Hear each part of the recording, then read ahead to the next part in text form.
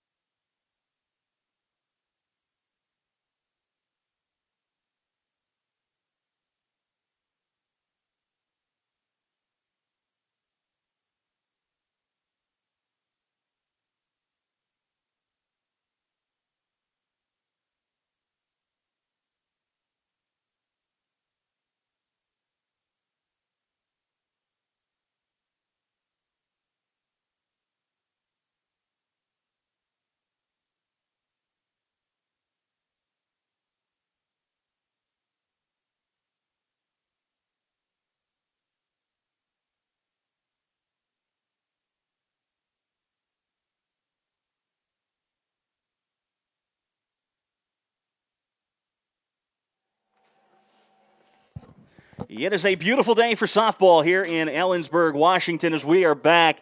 Day number 2, the non-conference doubleheader between the Wildcats and the Vikings. Central wearing the white pinstripes, and the Vikings going all black today. Welcome back to Gary and Bobby Frederick Field as Ashley Laver starts her warm-up here for inning number 1. Let's take a look at the starting lineups. We'll go with Western first. Leading off is the second baseman, Shimabukuro. Then it's Dow, the shortstop. Kassner back in the circle here for game 3. She hits third. Brooks is in the cleanup spot over at first base. Center fielder Lauren Lowe hitting 5th. Marino at 6. Palmer, the right fielder, at 7. Fesenbeck gets the start as the designated player. She hits 8th. And Riley Wales moves to left field after spending yesterday as a designated player. And that, of course, leaves the catcher, Erica Hardy, as the DFO. Back behind the plate, there's the throwdown by Benthagen. And we are about ready to get this one underway here from Ellensburg. Leading off the top of the first inning, the second baseman, number 20, Chantel Shimabukuro. Shimabukuro will lead things off for Western Washington here in game number 1. .333 on the season for the second baseman.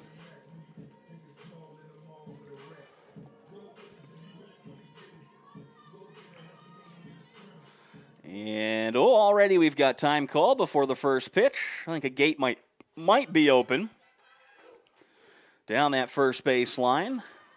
For the Wildcats defensively, it's Zur at first, Carpenter's at second, Dwyer over at third. The shortstop is Sydney Brown, and left to right across the outfield, Cruz, Thiessen, and Moyle. Behind the plate is Alyssa Benthagen. And in the circle is Ashley Laver. Her first pitch, a called strike. And this ball game is officially underway. The day starts at a beautiful 50-55 degrees, sun all the way around, not a whole lot of clouds, and just a little bit of wind, something that if you've ever come to Ellensburg in the spring, you are more than aware of, as that one misses to even up the count at 1 ball, 1 strike. Here in the top of the first, to the Vikings leadoff hitter, Chantel Shimabukuro, started both games yesterday for the Vikes, and was a key piece of Cheryl Gilmore's lineup. Picked up a pair of hits and scored a run in game 2. And that was after going 1 for 4 with an RBI in game 1. Laver's 1-1 offering called a strike. It's 1-2 the count to the leadoff hitter. Ashley Laver came on in relief yesterday. Allison Mitchell opting to show her entire pitching staff on day 1. Laver went 2 innings of relief in game 2, struck out 1, faced 6 batters, got 3 groundouts, 2 flyouts. Now here's the 1-2 to the leadoff hitter, foul back and away. That'll get up and out of play, so we'll reset and try it one more time.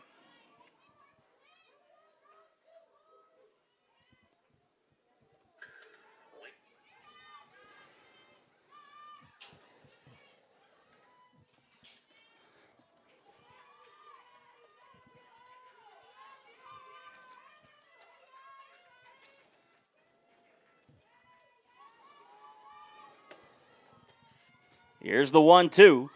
Fouled off again by Shimabukuro, and the count stays at 1 ball, 2 strikes.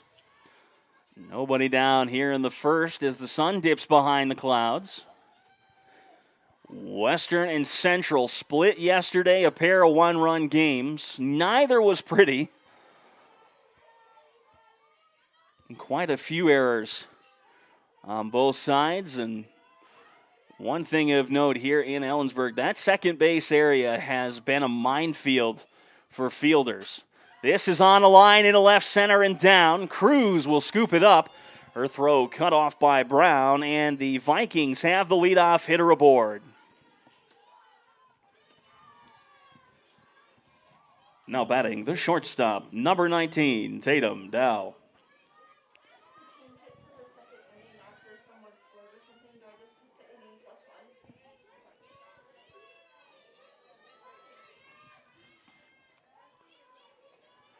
Tatum Dow hitting .421 on the season.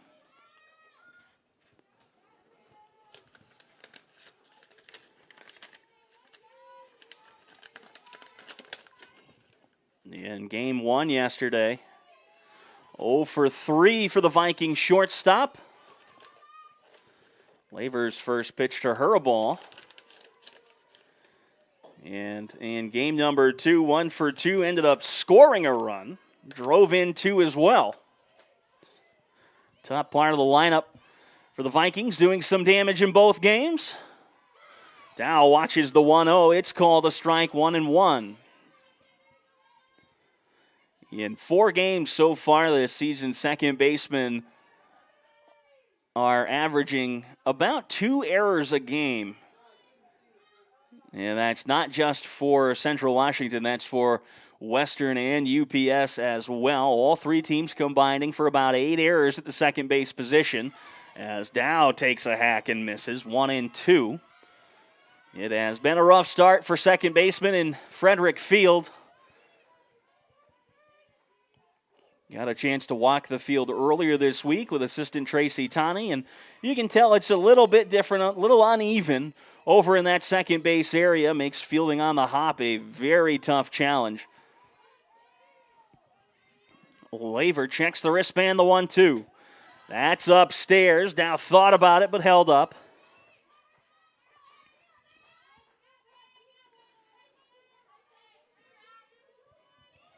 Two ball, 2 strike count.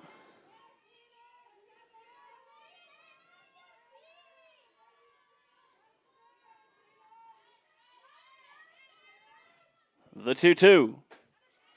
Just off the inside corner, the count runs full. Laver tried to backdoor that one and unable to do so. 3 balls, 2 strikes, the count.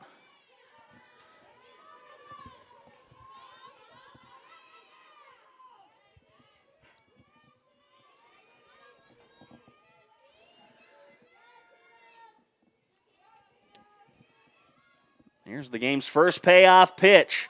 Reached out and pokes it into left center field. It'll one-hop to the wall.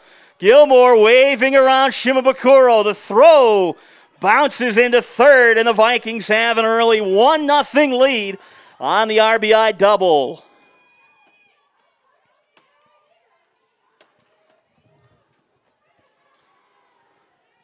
Now batting, the pitcher, number 7, Anna Kassner.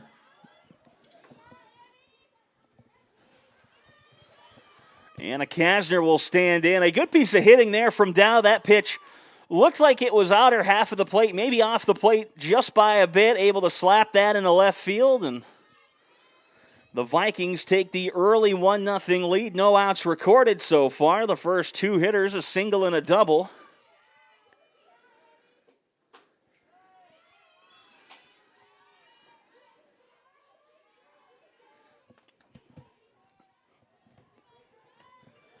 Count 1-0 on Kassner as the pitchers face each other for the first time today.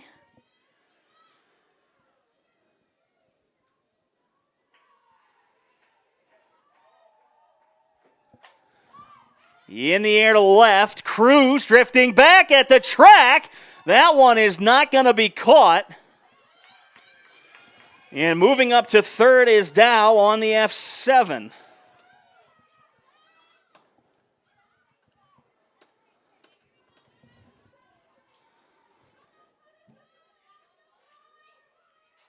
Now batting, the first baseman, number 24, Dakota Brooks. Time called as Tracy Tani will make her first appearance of the ball game. Going to go out and try to settle down the nerves here for Ashley Laver. And at this point, you can look at it and say, well, damage is done. Not a whole lot you can do about it. Perfect games out of the way, the shutouts out of the way, no hitters out of the way. Now you can go out and throw.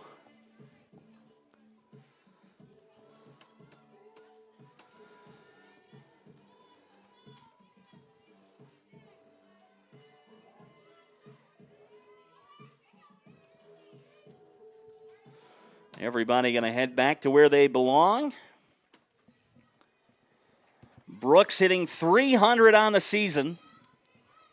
Vikings first baseman had a go-ahead home run in the top of the first in game number 1 yesterday, a poke out to right center field. First pitch from Laver, over for a called strike, 0-1.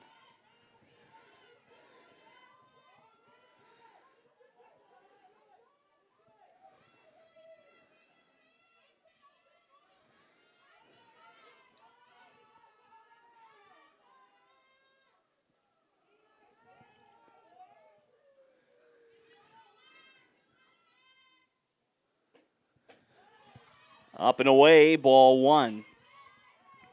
Ashley Laver, a transfer from Hawaii Pacific University, coming up to Central Washington, and I'm sure the climate is a bit different. If Jacob Thompson were in here, we could definitely get some more information on that. The Wildcats official photographer does a fantastic job. On the ground, right side, Dwyer Fields. On the backhand, throws across for the inning's first out. A nice stab there. The Wildcats' third baseman. Now batting, the center fielder, number 8, Lauren Lowe.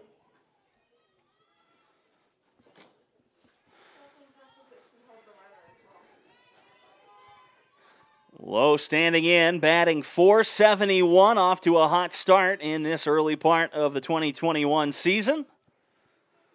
Wildcats and Vikings here in the middle of a 4-game non-conference slate.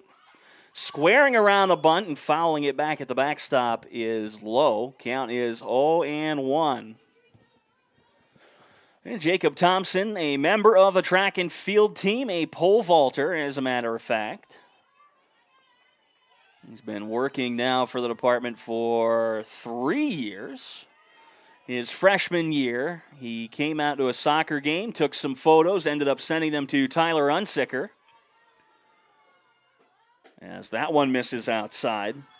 Tyler forwarded them on to me, and I think within 5 minutes I was down in Tyler's office, and I said, okay, we're going to hire that kid.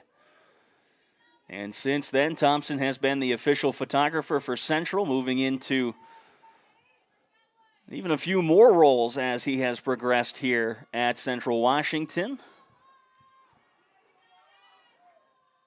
The 1-1 from Laver on the ground weakly. Carpenter fields. The runners aren't going anywhere, and they will retire Lowe at first.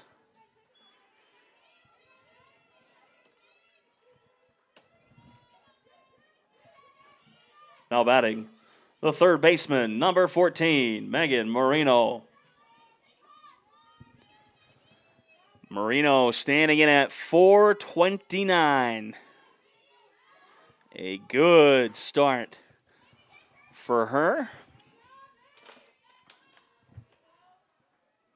Game number 2 yesterday. Marino 1 for 4, a pair of runs scored and a run driven in for the Vikings.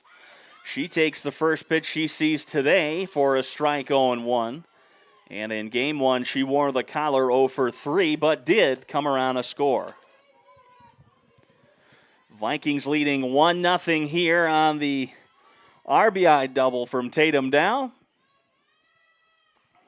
Vikings have struck early now in all 3 ball games. Swing and a miss. Behind that one is Marino from Laver, and Laver 1 pitch away from getting out of this jam and being able to keep it just a 1-run difference.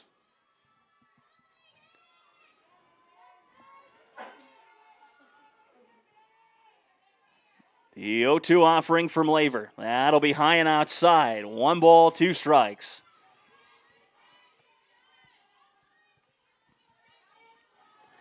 Waiting on deck is Mackenzie Palmer. Should Marino find a way to extend this inning.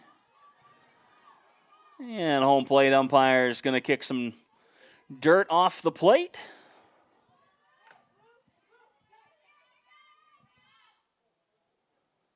Oh, something fell out of the pocket.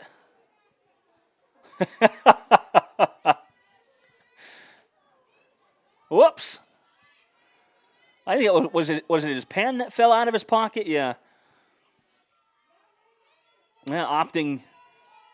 I don't think he has the pocket on the shirt going with the long sleeves today, so going to have to stuff that in the ball bag, and Laver gets Marino down swinging to end the top half of the first inning. The Vikings get 1 run on 2 hits. They leave 2 stranded. We'll be back after this.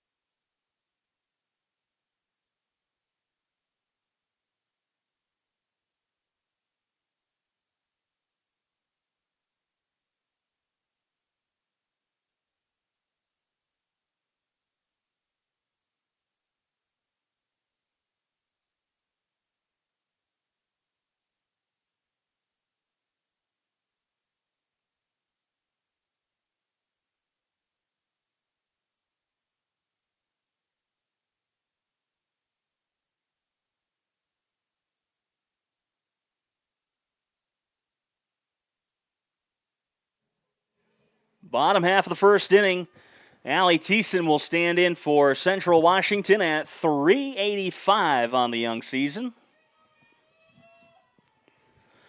Kassner winds and delivers. That one called a strike at the upper portion of the strike zone, 0-1.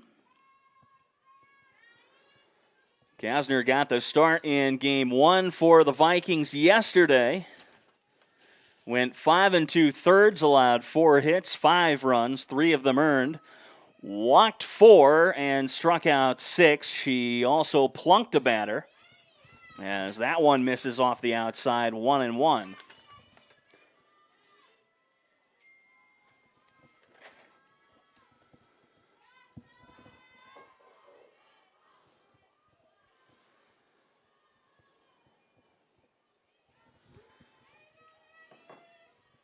Kassner.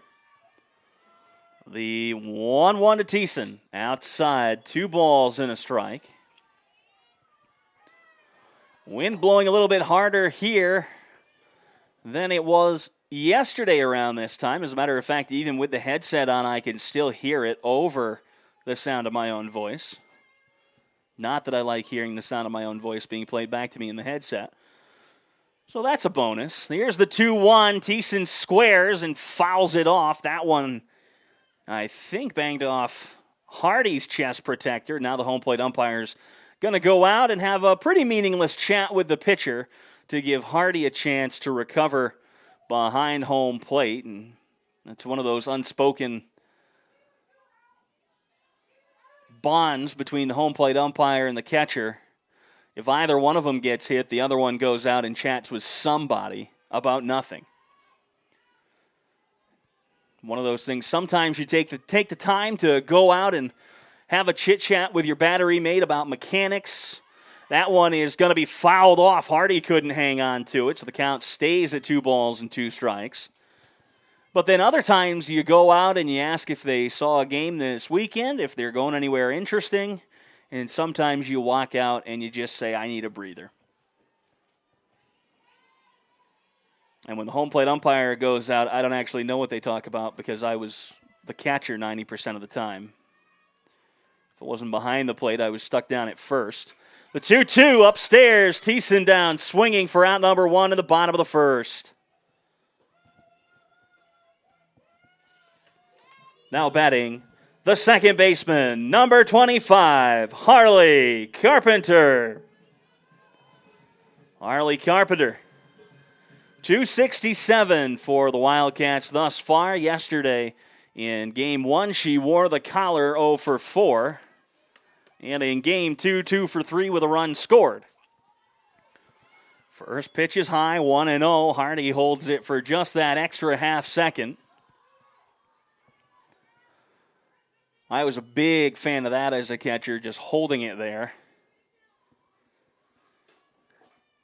Including one tournament in Albemarle, North Carolina, the hometown of former American Idol star Kelly Pickler. That one's on the inside corner. It's 1-1, and I can tell you, when you do drive into Albemarle, they very proudly display that fact on the Welcome to Albemarle, North Carolina sign. Right beneath it, home of American Idol's Kelly Pickler. But anyway, we were playing in Albemarle, and a 4-pitch walk to the batter, and the fourth ball was right on the outside corner, and I held that until the batter got to first, as that one misses from Kassner, 2-1, and that got me a tap on the top of the head from the home plate umpire. He said, "Don't do that. Don't show me up." We exchanged words, and then he rung me up later in the game as retribution. So it all worked out for everybody. Here's the 2-1 now from Kassner. Big swing and a miss from Carpenter. Ahead of that one, it looked like. And the count goes even 2-2. That field was very interesting, though. For just a small town in Albemarle, North Carolina, they had what was the equivalent of the Green Monster, not quite as high out and left, because left field was actually backed up by a swamp. So instead, they just made the chain link 15, 20 feet high, as that one is up and away, 3 balls, 2 strikes. And much like in the minor leagues when I worked for the Greenville Drive, the Red Sox single-A affiliate, everybody who took BP just wanted to hit it off the monster and left. And it was the same thing during that tournament in Albemarle. We were just trying to yank balls off the wall. Here's the 3-2.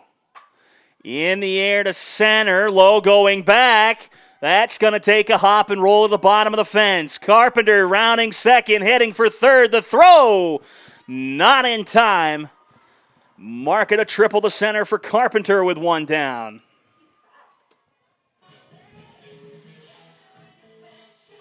Now batting, the right fielder, number 13, Teresa Moyle. Carpenter showing off her wheels, not stopping as she rounded second, and that's one of the things that Allison Mitchell loves as a head coach. Make your opposition make the play. When 1 down, a runner on third, Shimabukuro and Dow pulled in halfway here. Big gap up the middle as they seem to be shading towards the line a bit. First pitch misses outside, 1-0. Hardy, a nice job of sliding out there to go get it. Hardy was the starting catcher in game number 1 for the Vikings, and Emily Paulson replaced her in game 2. Moyle steps back in, the former catcher for the Wildcats, now out in right, and she showed off the arm yesterday, holding a runner at third. Moyle a swing and a miss, right on top of that one. I don't know what 2 words just got thrown together in my brain.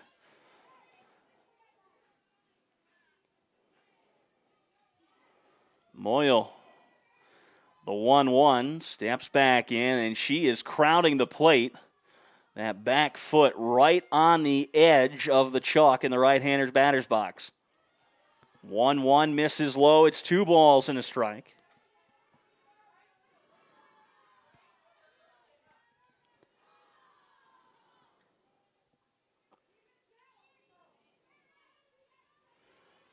Moyle steps back in, looking for something here to elevate, try to drive a run in. The Wildcats just 1 home run on the season, came from the hitter in the on-deck circle, Alyssa Benthagen. This is weakly to the right side, caught by Brooks even with the bag. Oh, no, excuse me, Maddie Zur was in the on-deck. Now batting, the first baseman, number 19, Maddie Zur. And the Wildcats senior first baseman will stand in.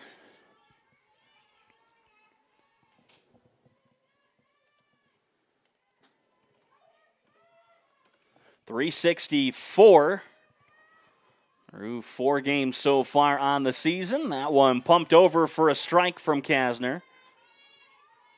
Starts out the at-bat 0-1.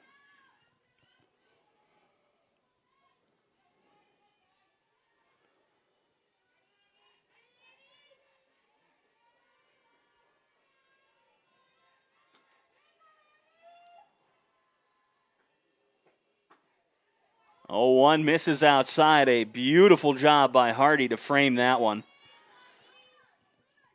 That's that style of catching I really enjoy. Shift your weight to either side, but try to keep the glove within your shoulders, within the body. Pitches look a lot better that way. Not that umpires should be looking at where you catch it. Of course, it is where it crosses the plate.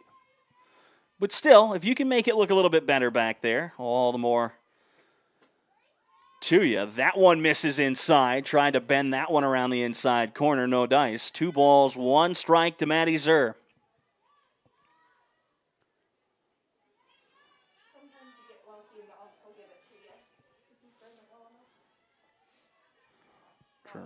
Tracy Taney down in the first base coach's box for Central Washington. No Took today. Here's the 2-1. Call the strike, 2 balls, 2 strikes. Finds the outside corner, evens up the count. 2 balls, 2 strikes, 2 outs, 2s across the scoreboard. As Kassner looks to hold the one-run lead, and Zur looks to find a way to even it up. A base hits a run with Carpenter over at third. And that one gets skied onto the baseball field. Might have been ball 3, but instead it's 2 balls, 2 strikes. And like we talked about yesterday, that pitch above the strike zone coming out of a pitcher's hand just looks so good to hitters. And it's one that a lot of people struggle to get to.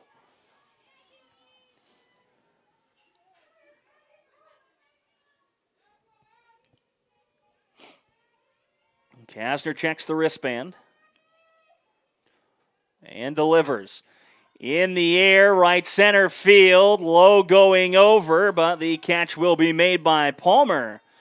Moving to her right, so that will end the inning. The Wildcats leave 1 stranded. Vikings lead 1-0 as we head to the top of the second.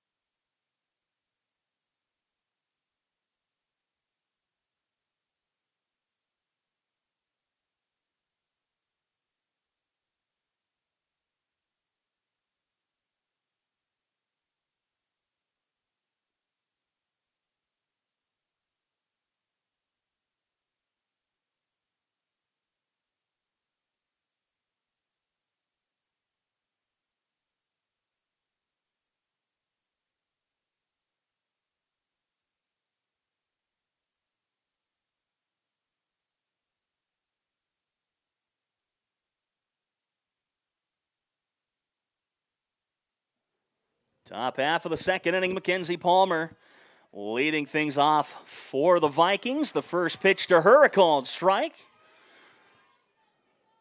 Oh, and won the count. Laver, 24 pitches, 16 of them strikes in inning number 1.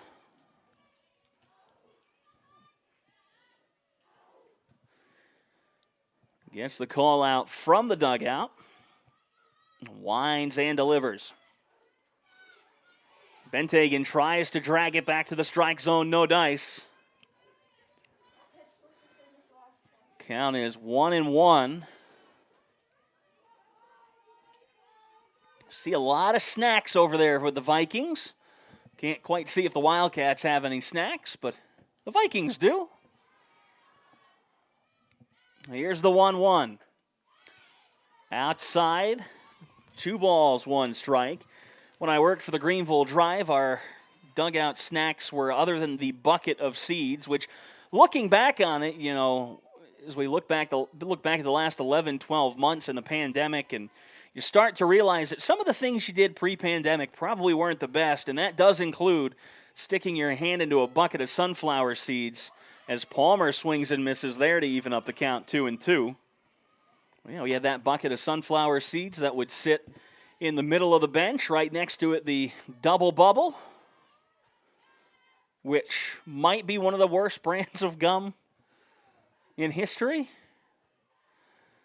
It gets very tough to chew after about 10 minutes. Here's the 2-2 outside. Benthagen keeps it close. It's 3 balls, 2 strikes.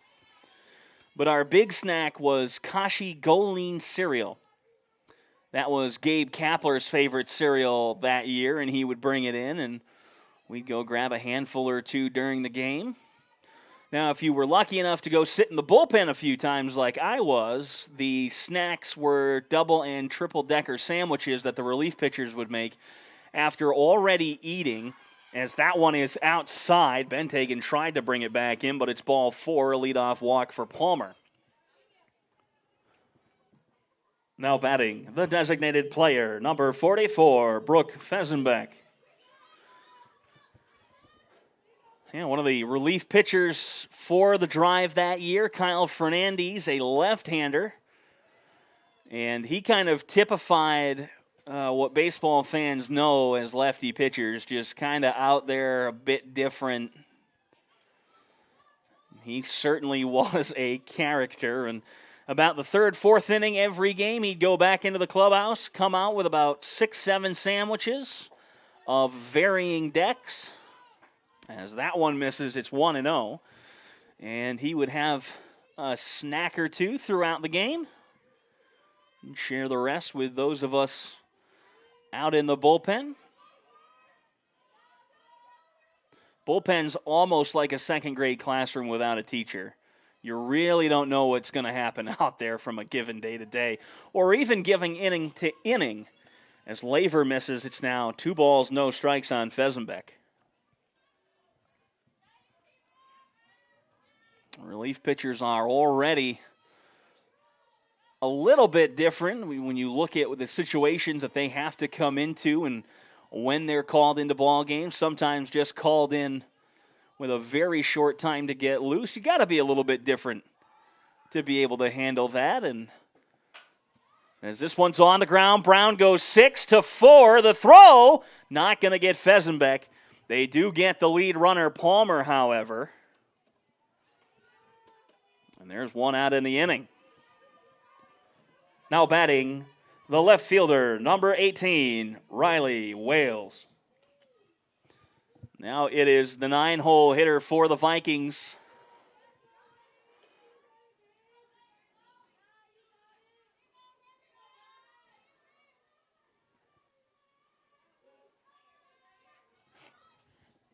Wales going with just the 1 batting glove as Laver's pitch is upstairs 1-0. Something you really don't see too often is hitters with just the 1 glove. I was no gloves when I played. Wales opting for the 1. I think the last major league player that I really remember wearing 1 glove was Andy Sheets.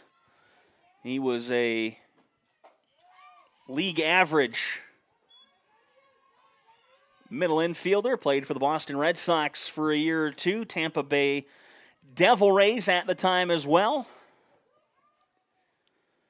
Of course, Tampa has gone through many name structures. They've gone through many logo changes and jersey updates. Here's the 2-0 from Laver. That is outside. 3 balls, no strikes.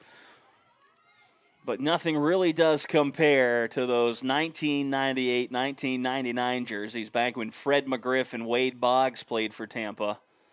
Of course, Wade Boggs, another Red Sox legend, but ended up going to the New York Yankees after he got a bit frustrated with the Red Sox, ended his career in Tampa. A 4-pitch walk for Riley Wales, and now there are 2 aboard as the lineup flips over here for the Vikings. Time called as Benthagen goes and talks to her battery mate. Now batting, the second baseman, number 20, Chantel Shimabukuro.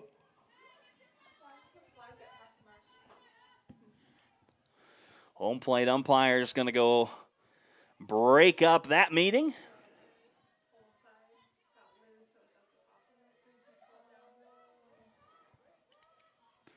Runners on first and second, 1 out.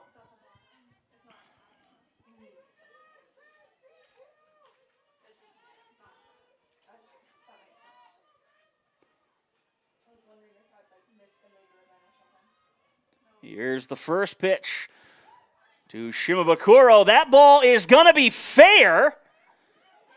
Not going to get her on the tag, although there might be a very good case here for interference as Shimabukuro threw the bat right down the line.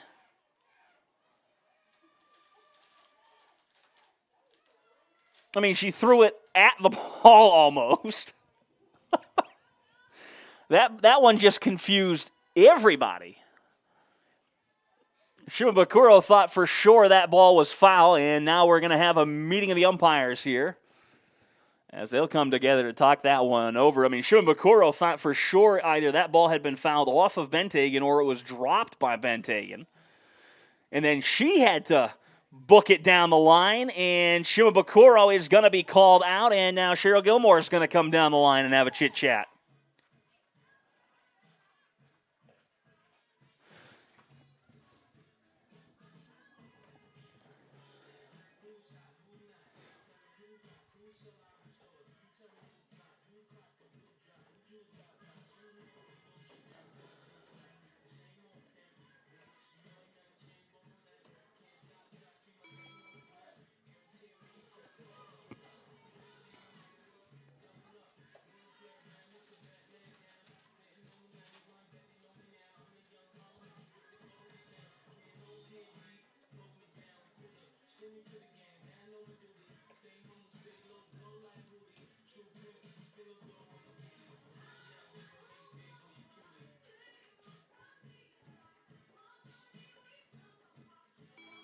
We are waiting here for Gilmore. Yeah, and that's a very weird play.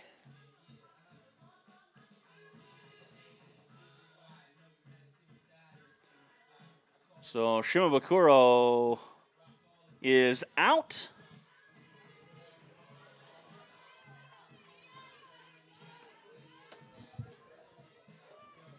Now batting, the shortstop, number 19, Tatum Dow.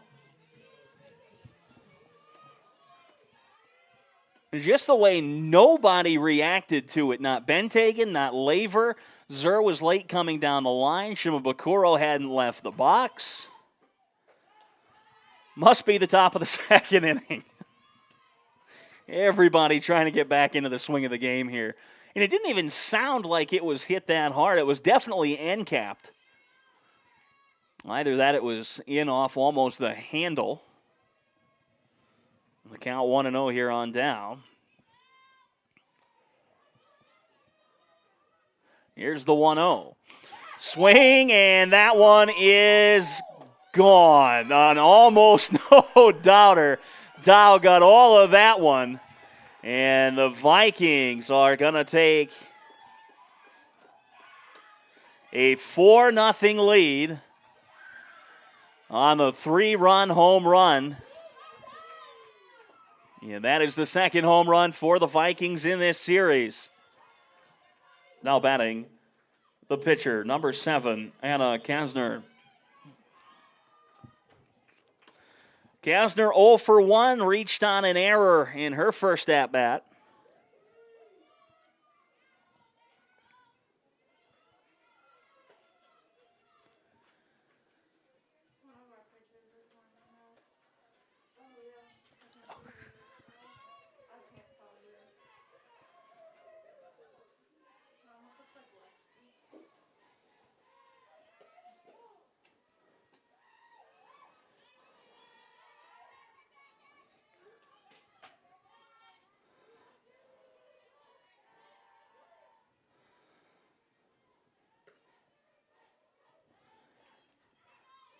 Now the 1-0 from Laver.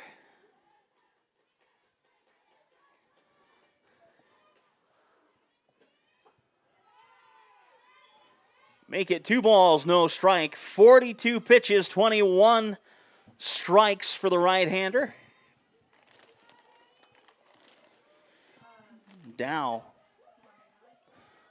Sam Stanfield loosening in the Wildcats bullpen. The Game 1 starter for the Wildcats. And I'm pretty sure the Vikings just keep near continuous action in their bullpen.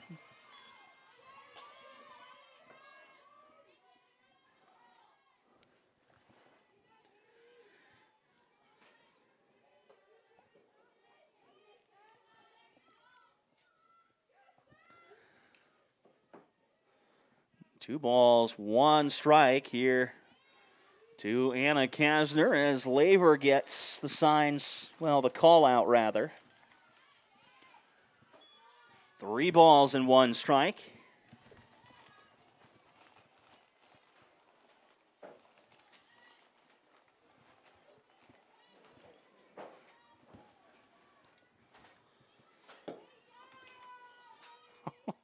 I had to go digging around in my bag for a drink. Found what I was after. Here's the 3-1 now. Laver. This one is struck well in the left center field, and it's going to get down. Cruz won't be able to cut it off. Thiessen will instead, and Kassner is in with a double.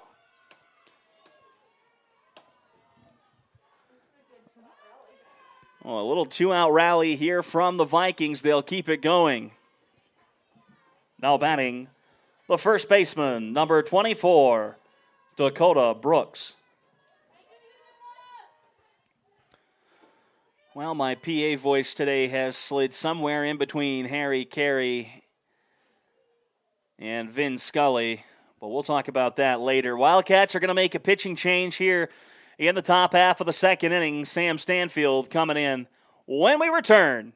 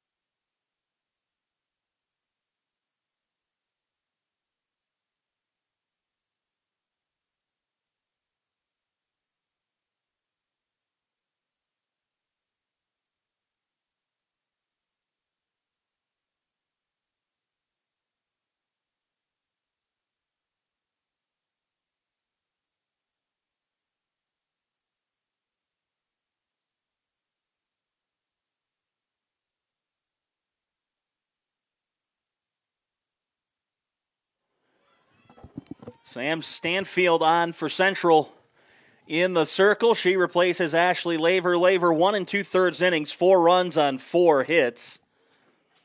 First pitch from Stanfield, just low, 1-0. Laver still responsible for Anna Kassner at second.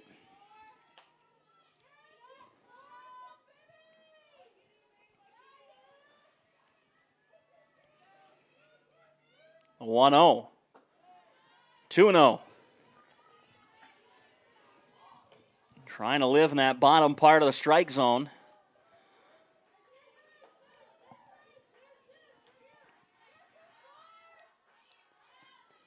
Stanfield got the start in game 1 yesterday.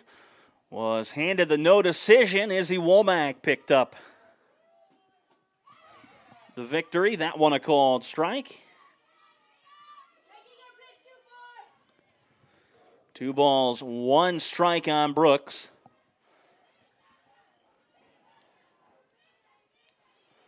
The Vikings going with the White Sox today with the gray and navy stripes. The 2-1. That one misses. 3 balls and a strike. Well, today so far we've seen the ball get struck much better than yesterday. And yesterday seemed to be the day of the dying quail. Everybody hitting flares into shallow left and right center field, including a couple bloops and doinks with the infield pulled in. But today a little bit more contact, and Stanfield has walked the first batter she has faced. So with 2 down, the Vikings will extend the inning for at least one more batter. Now batting, the center fielder, number 8, Lauren Lowe. The Vikings center fielder, 444 on the season, grounded out to Harley Carpenter over at second back in the first inning. First pitch to Lowe. It is low and outside. 1 ball, no strikes.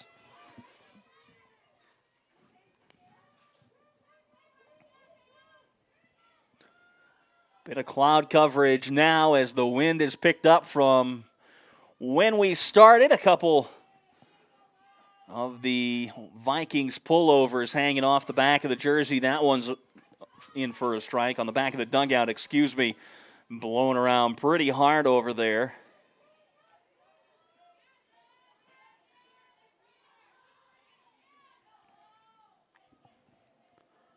One and one, the count to Lowe.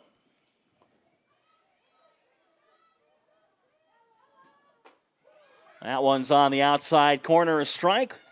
1 and 2 as Stanfield looks to get out of the second inning. The big 3-run home run from Tatum Dow.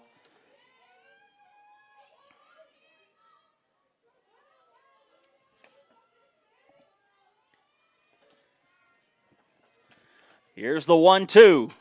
Slap down the third base line. Dwyer knocks it down.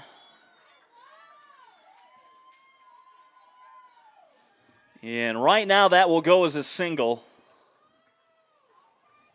Everybody advances. The bases are loaded with 2 away. Now batting, the third baseman, number 14, Megan Marino. Marino at 400, struck out swinging back in the first to end the first. And I'm sure Stanfield and the Wildcats would like to see that same outcome here. No place to put her. The bases are loaded. Ducks on the pond. Whatever you want to call it. First pitch upstairs, 1-0. Ducks on the pond was always my favorite. Not to actually hit with, but just the phrase. I prefer hitting with nobody on and getting hit by a pitch and then getting a courtesy runner. The 1-0, over for a called strike, 1-1. Kind of the best part of being a catcher pre-college was that you never had to run, ever. Now, when I moved to first base for whatever reason, to give either me a rest, bring in the backup catcher, or whatever it may be, I would have to do some running. And let me tell you, not the best base runner. This one on the ground a second. Carpenter kicks it around. And Kassner is going to score. It's 5-0 Vikings.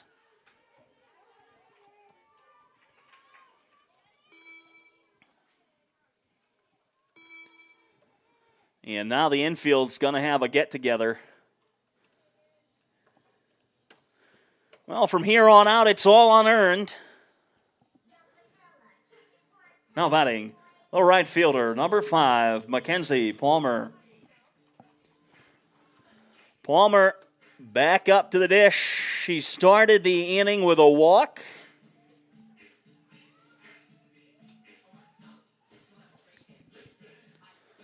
As Vanilla Ice plays over the intercom here at Gary and Bobby Frederick Field. I actually saw Vanilla Ice live in concert about 6 years ago. Well, I wouldn't say concert. It was at an establishment in Sturgis, South Dakota. There were about 300 of us. And one of the first things he said when he came on stage, he said, "Hey, check out Ice Goes Amish Season 2. Back to the circle. Stanfield will flip it to her battery mate, and that will end the inning.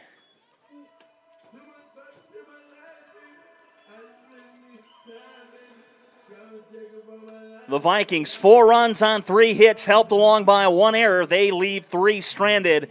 It's 5-0 after 1.5. We'll be back after this.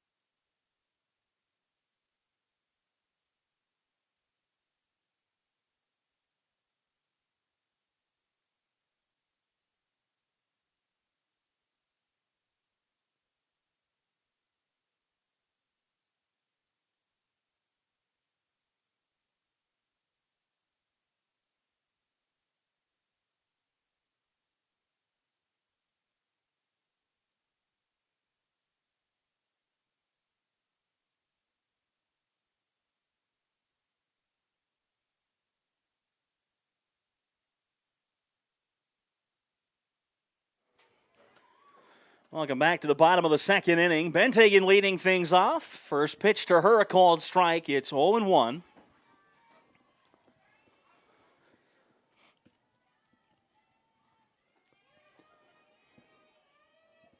Kassner winds and delivers upstairs. Benthagen gave it a thought, but held off. The way she rotates on almost every pitch reminds me a lot of former Red Sox shortstop Nomar Garciaparra.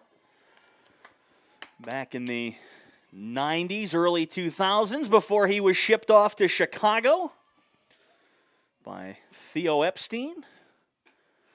That one's up and in. 2 balls, 1 strike.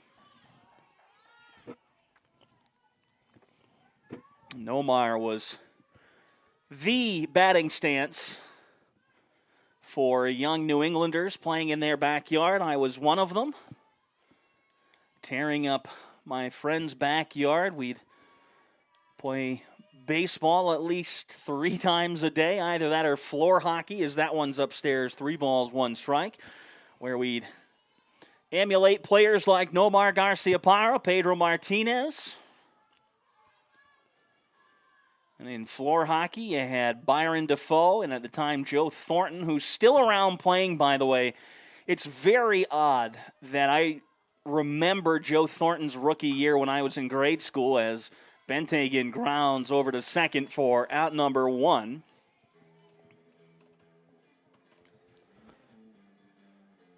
Now batting the shortstop, number 23, Sidney Brown.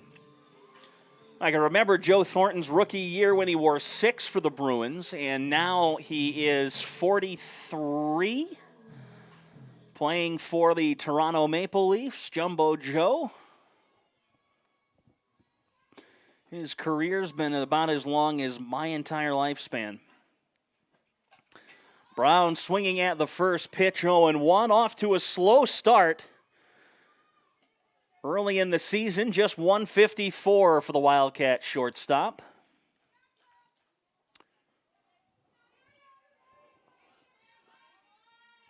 Western Washington, 4 runs in the second, 1 in the first. A 5-0 lead, and that's a lead Kassner must feel fairly comfortable with. Swinging at the second pitch as well, 0-2, Brown right on her.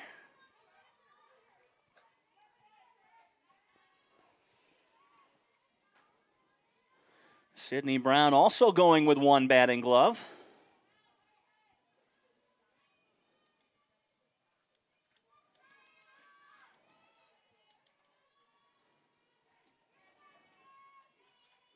Kassner exhales and delivers. That one is going to be... That's a fair ball. Oh, it did hit. It must have dinged her. It'll stay 0-2. Yeah, that one must have got either a secondary piece of Brown after the contact.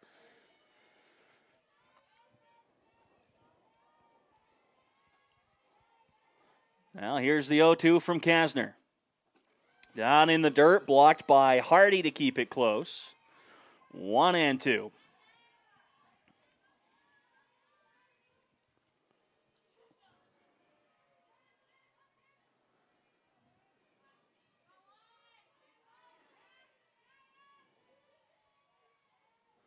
Kassner checks the wristband. Here's the 1-2. Fouled away. Brown staying alive. 4 foul balls in this at-bat. Any pitch that's been close to the strike zone, Brown's been after it.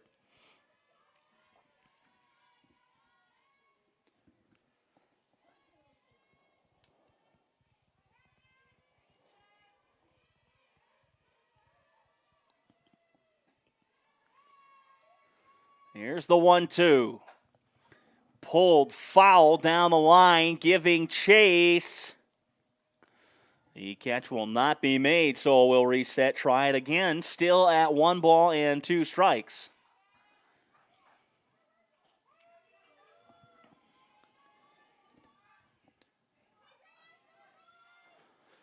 Allison Mitchell in the third base coach's box telling Sidney Brown, stay alive. Get something to hit, try to drive it. If it's close, just foul it away.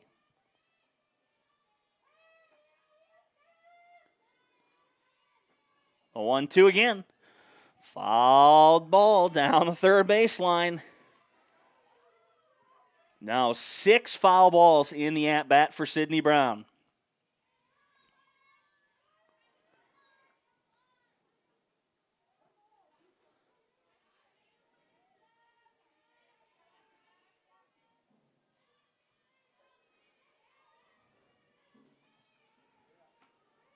Here's the 1-2 again. Swing and a miss. Got her to chase upstairs for out number 2.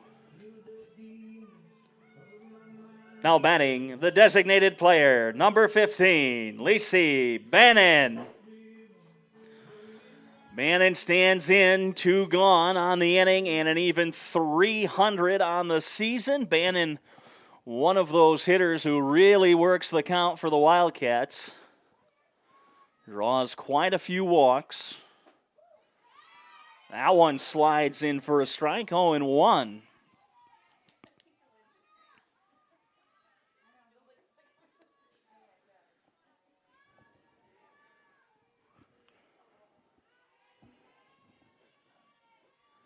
Kassner looks into the dugout to get the signs. Now the 0-1. Upstairs, 1 ball, 1 strike.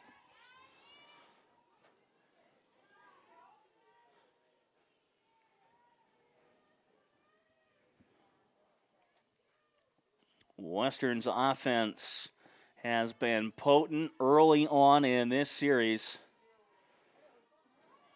They have found the score sheet often in the first 3 innings, and were able to do so again today, as that one is outside and Bannon watches it go by.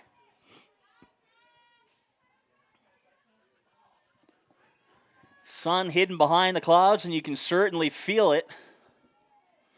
Even in the press box with just the one window open, the puffy parkas have already come out for a few players. Now here's the 2-1.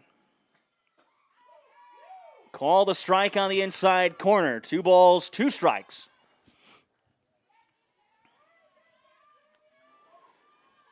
Two balls, 2 strikes, 2 outs here in the bottom of the second inning. 2s across the scoreboard.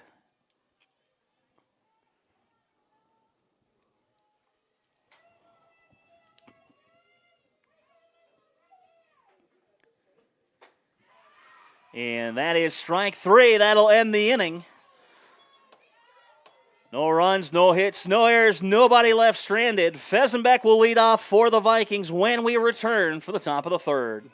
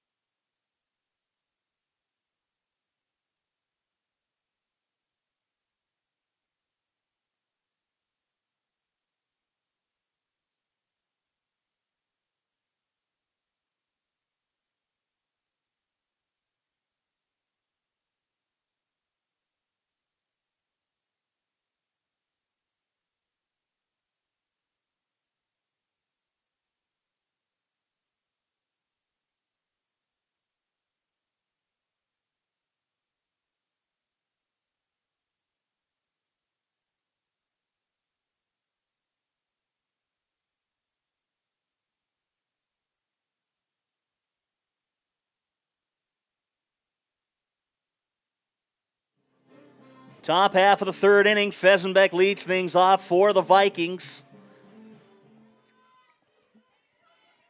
0 for 1 on the day, reached on a fielder's choice, ended up coming around a score. Part of that 4-run second inning for the Vikings.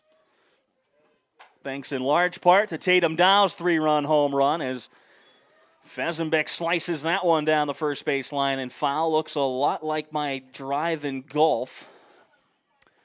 Starts right, goes right, ends right, normally in water, trees, or other roughage.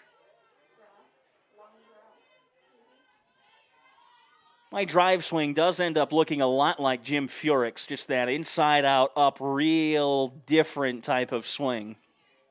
I think I might have it figured out for this summer, as that one's called a strike. 0-2, Stanfield starting out the inning with back-to-back strikes.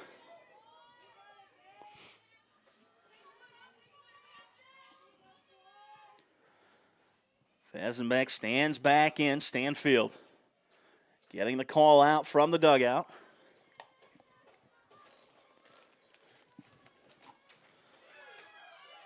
Got her looking on the outside corner for the first out of the inning.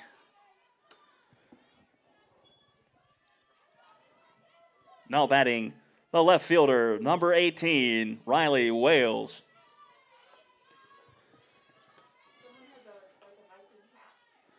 Wales 0 for 0 on the day. Walked and scored in the second, and somebody down in the Western Reserve crew has a Viking helmet on. This is in the air and popped over the head of Sydney Brown. That'll be a single on the first pitch from Wales. And with one out, the Vikings have a runner aboard as we flip it over and go back to the top of the lineup. Now batting, the second baseman, number 20, Chantel Shimabukuro.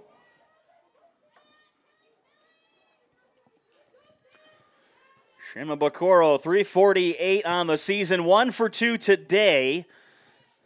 Was called out for batter's interference in her first at-bat. It was that really odd play where nobody seemed to react, and she kind of tossed the bat right at the ball. And the first pitch to her is a called strike, 0-1.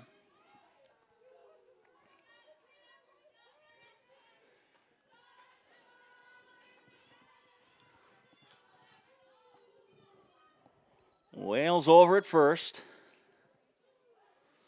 On deck is Dow, who had the 3-run home run last inning. On a line, Zer diving back to the bag. She got her. A double play unassisted for Maddie Zer.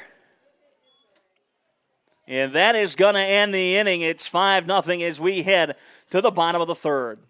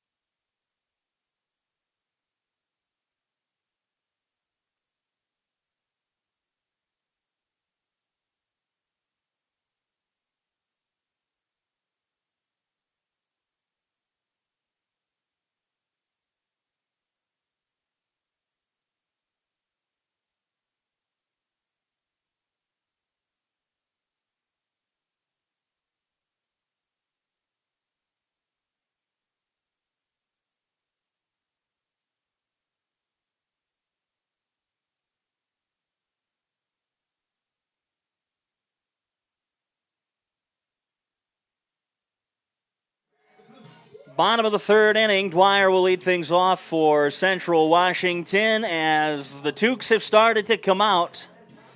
Tracy Taney's got the cap on over at first.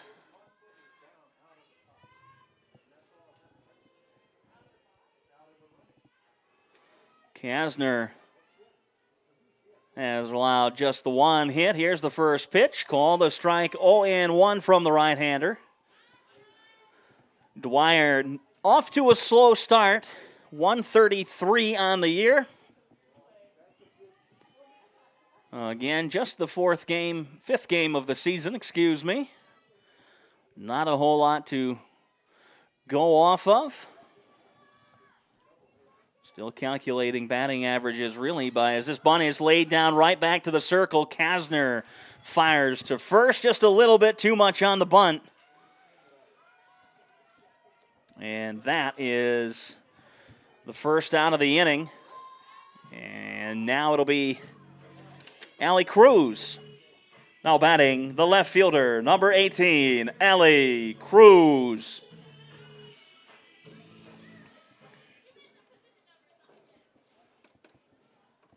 Allie Cruz, 385. Start things off in this season. Kassner winds and delivers. First pitch over the outside corner of strike. Excuse me, I was on the black. Bit of late movement on that pitch from Anna Kassner.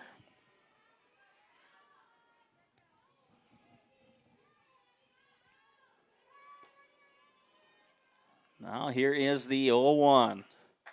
Up and away, 1 ball, 1 strike.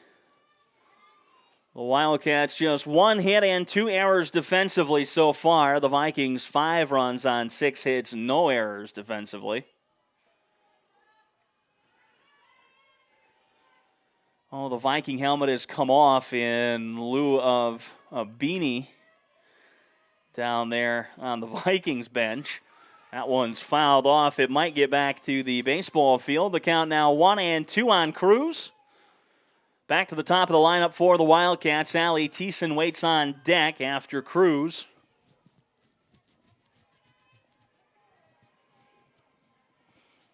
The Vikings, however, have already left 5 runners on base through 3 innings. Just like yesterday where everybody left a small army aboard. 2 balls, 2 strikes as that one stays up high. And what started as another beautiful day here in Ellensburg gets a little bit chilly very quickly.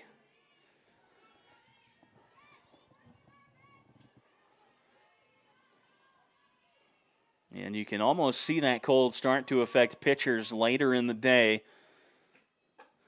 2-2, swung on and missed from Cruz. A nice pitch there from Kassner to get her to chase. 2 away as the Wildcats head back to the top of the order. Now batting, the center fielder, number 20, Allie Thiessen.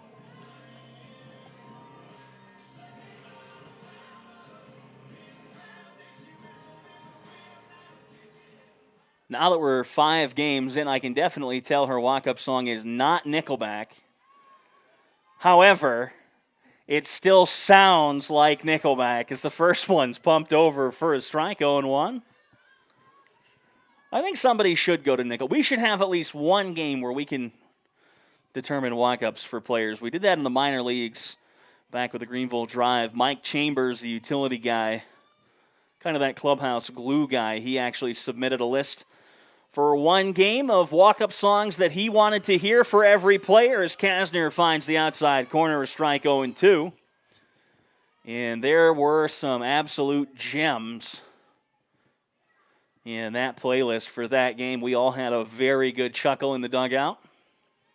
Even Gabe Kapler had a couple good laughs. Now the San Francisco Giants manager. The 0-2 is outside. It's 1 ball, 2 strikes. Had a chance to work very closely with Cap during that season. He managed the Greenville Drive, and then the next year he actually was signed by the Milwaukee Brewers to go play as their 4th outfielder. Here's the 1-2 from Kassner. Hardy with a nice job of framing, but it'll even the count up at 2-2. It was right after Kapler had torn his Achilles after he had played a season in Japan for the Yomiuri Giants. Learned a whole lot during that season of single-A baseball. Got a chance to sit in on some hitters' meetings with former Major League players. That one is strike 3 called on the inside corner.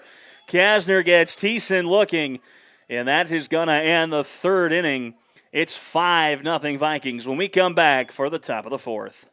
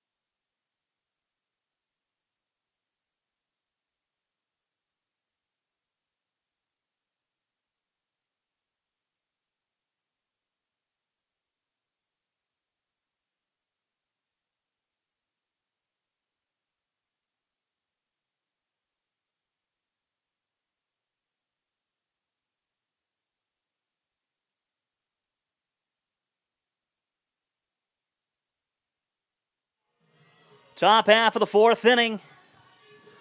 Tatum Dow leading off, and she's already had a very good day at the plate. 2 for 2 A 3-run home run in the second and an RBI double back in the first. Halfway to the cycle. And in the top half of the third inning, Matty Zur ending the inning as Stanfield's first pitch is a called strike over the outer half. Matty Zur made the nice play at first to snag the liner and then the dive back to the bag to retire the runner.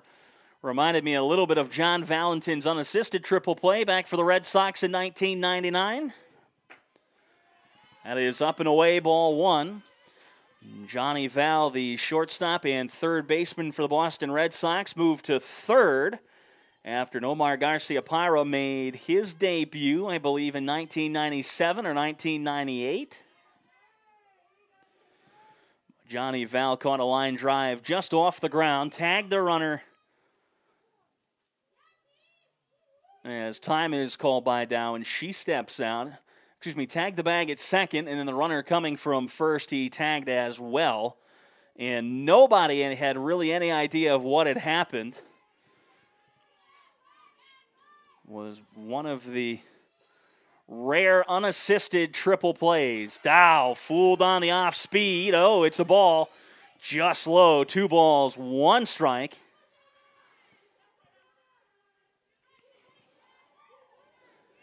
Dow lurched at that pitch and was able to hold back.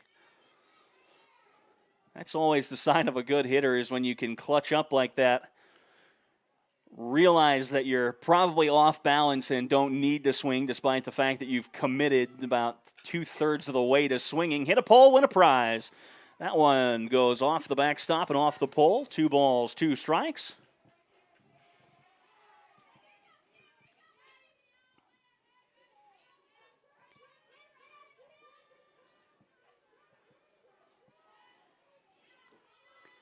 Two-two count to the Vikings leadoff hitter here in the top of the 4th inning. Dow 476 on the season. The double and a home run today. Stanfield looking to retire her for the first time this afternoon. And that one, an ejecto mitt. That one bounced to the backstop. I've got one of them too.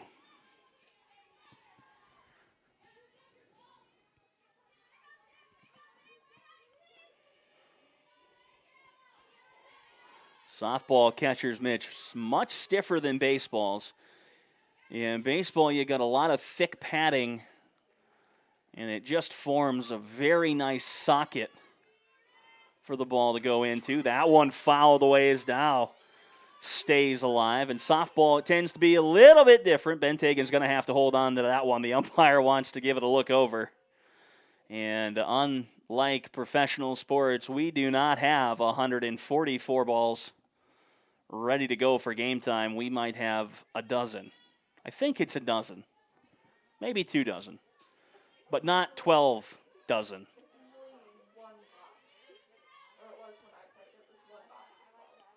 3 balls, 2 strikes on Dow. Will be pitch number 25 from Stanfield. She's thrown 15 strikes and would like to make it 16 here. On the ground and foul. Gilmore getting out of the way down the third base line.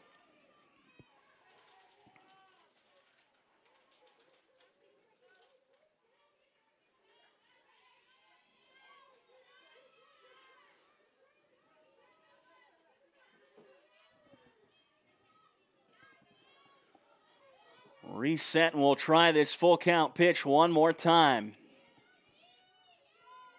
I see a lot of bright glasses over there for the Vikings. Some pink shades, yellow. Dow. Wow, what a job to stay alive. Still 3-2 as she kind of flailed at the off speed. Able to make contact and foul that one back and out of play. She has been a tough out today and all weekend for Wildcats pitchers.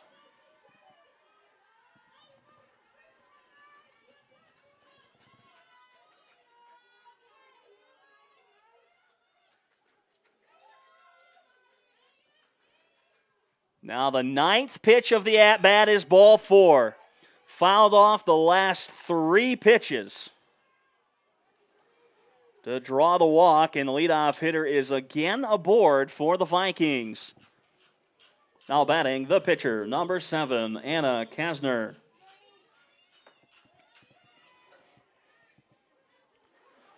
One ball makes its way back into play.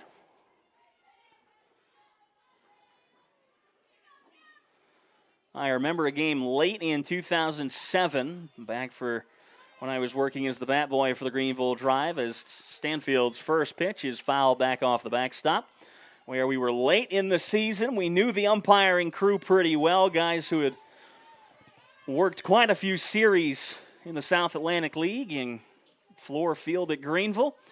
So my boss, the clubhouse manager, or clubby, Johnny Satterfield, and I decided to play a little joke on the umpiring crew. We took the famous mud from New Jersey that balls get rubbed up with before a game, and we applied about everything that was left in that container, and we had a ball that resembles the dog's favorite toy when he goes and puts it in a hole in the backyard after it rains. You couldn't even see the stitches on it as Stanfield misses up 2-1.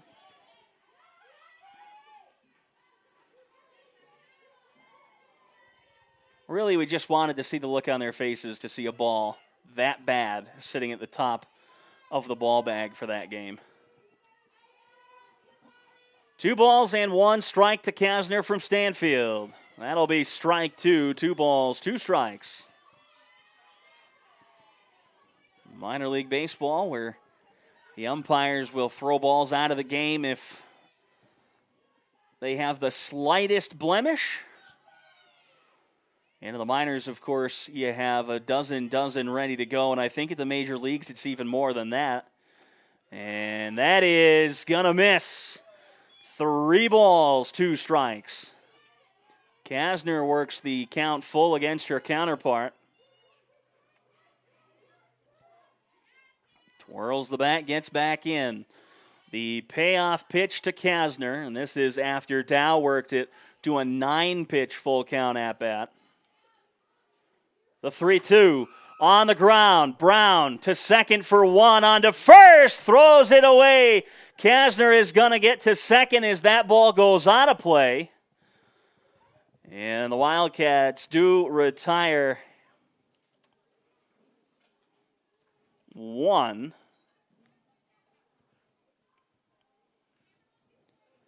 And that'll bring up Brooks. Now batting the first baseman, number 24, Dakota Brooks.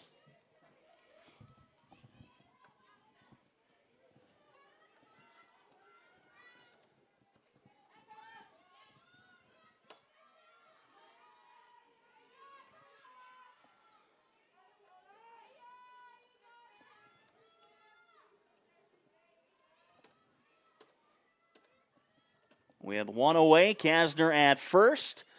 First pitch from Stanfield to Brooks is fouled away. Brooks now at 286, 0 for 1 on the day, grounded out to third, and then drew a walk and reached third before being stranded back in the second inning. Central Washington has made 3 errors defensively through 3 1/3 innings. That one's low. 1 ball, 1 strike.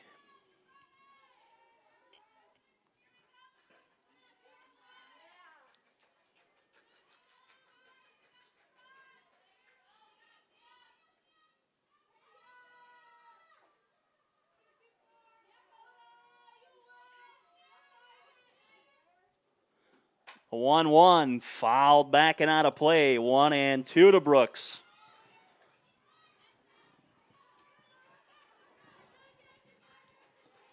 Western still leading 5-0.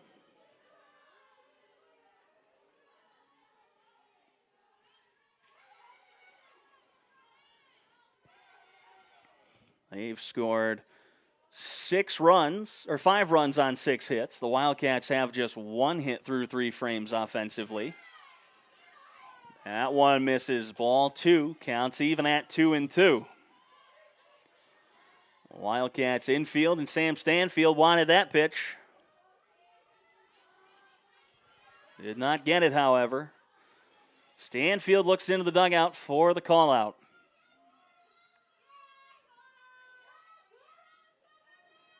The 2-2. On the ground, back up the middle. Carpenter fields the throw to first. It's going to get away. Kassner's going to come around a score. Brooks is going to head to second. And it is 6-0, and Allison Mitchell's going to go have... Oh, no, wait a second. We're going to have the umpires get together.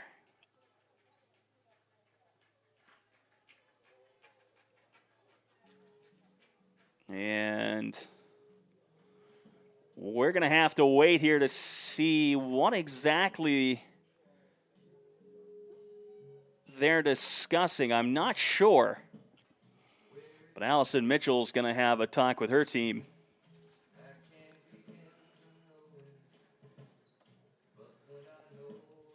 Kassner will come around a score on the play. It's going to be 6-0 either way.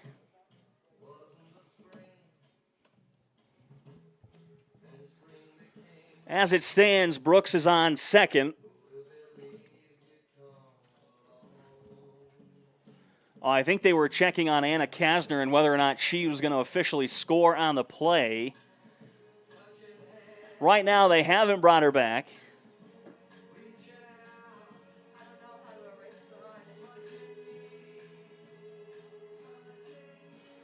And it's going to be, I think it's going to stay the way it is, but Allison Mitchell not happy with her team as they've made 4 errors defensively.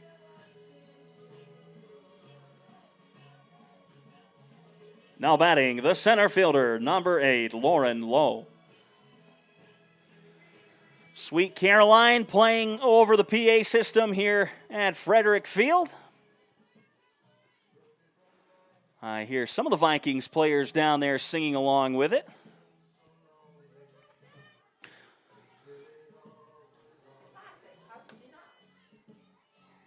Lowe 1 for 2 on the day, a ground out back in the first and a single in the second inning. 474 on the year. First pitch from Stanfield. Catches the outside corner, a called strike, 0-1. Wind continues to howl here in Ellensburg. Trees down the right field line getting pushed around out there. Can't see the flagpole, but I assume that the flag is flapping in the wind as well. That one is outside, 1-1.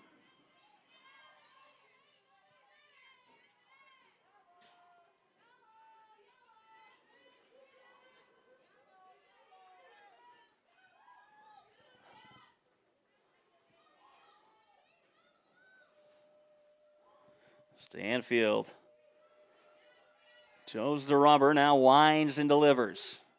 That one stays up. A pump fake from Benthagen just to keep Brooks close at second.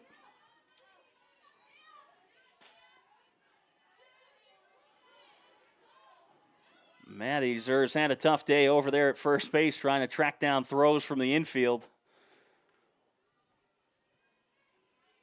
Had to lay out for that last one, couldn't quite reach it. Here's the 1-1, it's low, 3 balls and a strike. Vikings leading 6-0. They have 6 runs on 6 hits.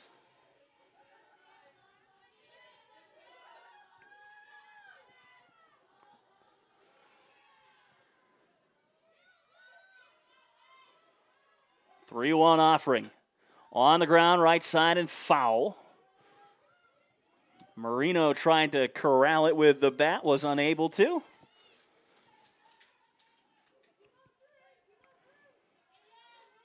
That one just kind of rattled around. Count is full. 3 balls, 2 strikes. This will be pitch number 45 for Stanfield. She has 26 strikes currently.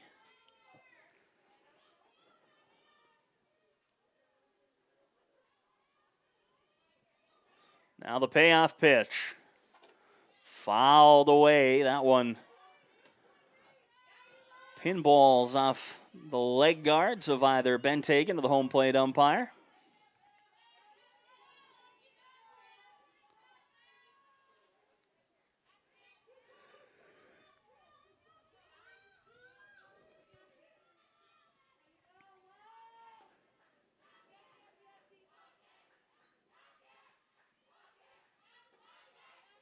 A 3-2 one more time. That one bounces in. Benthagen with a good block. No damage done as first base is open. And Cheryl Gilmore is going to come down to home plate. Looks like there might be a change in the offing.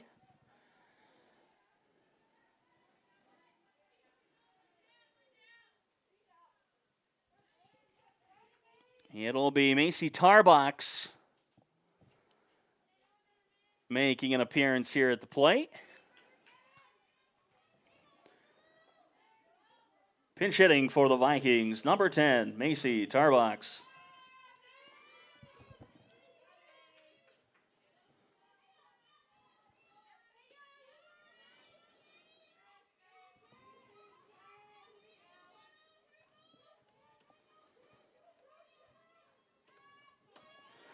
Tarbox, 250 on the year.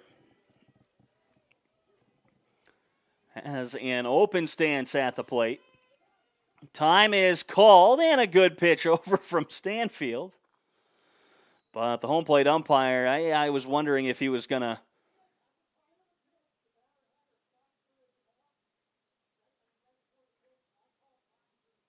And the home plate umpire is correct here. Tarbox's left foot, the front foot, was leaking out of the box in foul territory, and now Allison Mitchell's going to come down and have a chat. And that is the correct call. That is 100% the correct call. You cannot start outside the batter's box. And while it was only a small portion of her the front foot, the back portion of it, it still was out of the box.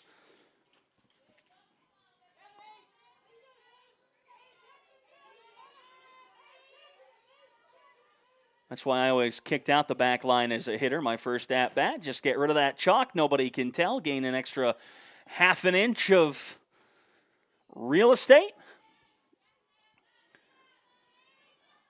And now Tarbox, there we go.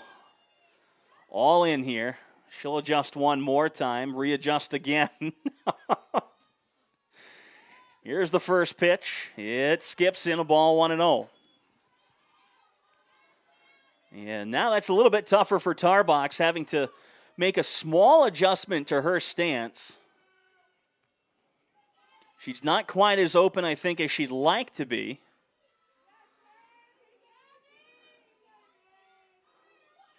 Here's the 1-0. Check swing, call the strike anyway, 1-1.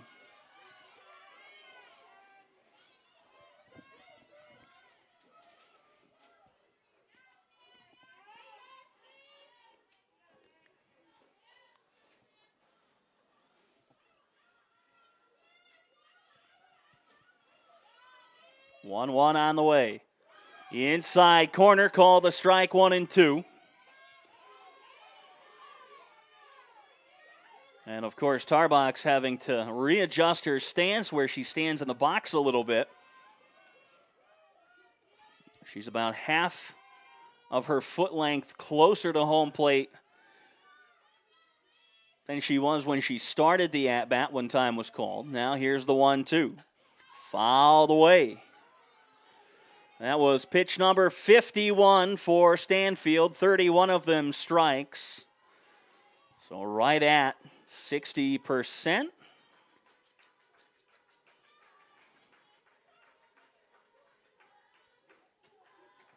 Tarbox steps back in. Stanfield toes the rubber.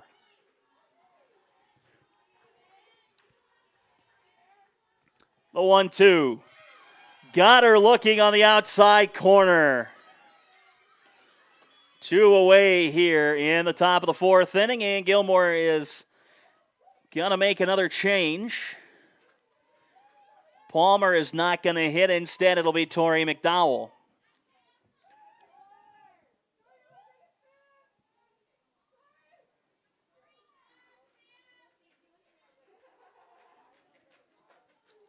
Pinch hitting for the Vikings, number 9, Tori McDowell.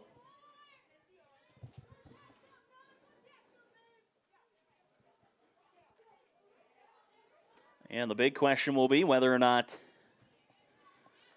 defensively the Vikings re-enter their starters.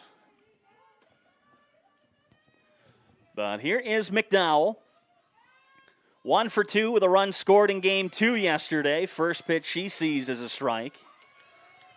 She got the start in left field in game number 1 as well. 2 for 4 runs scored.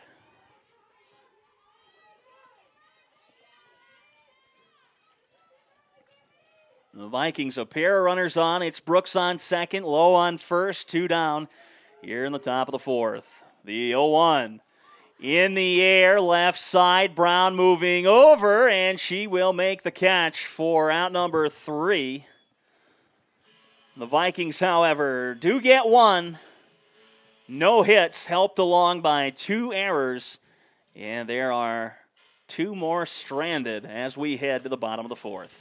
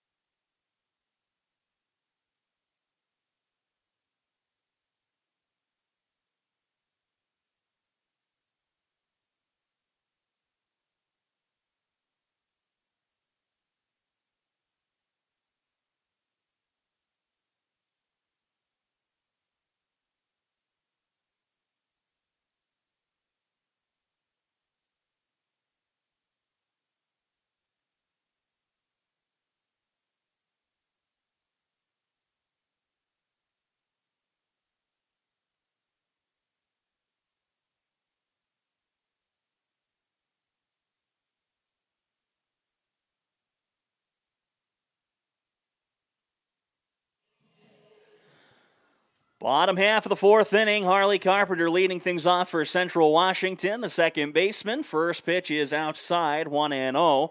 Both Marino and Palmer have re-entered for the Vikings.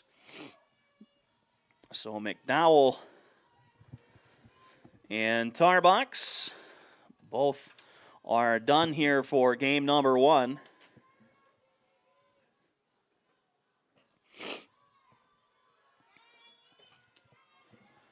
Two balls, no strikes to Carpenter from Kassner. 54 pitches, 33 strikes.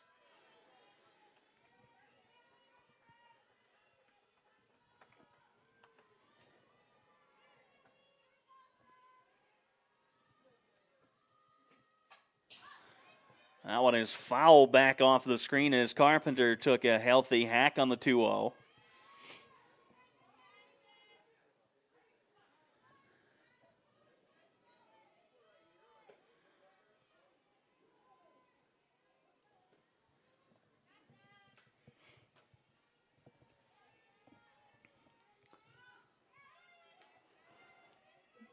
Here's the 2-1 offering from the right-hander. 3-1 outside.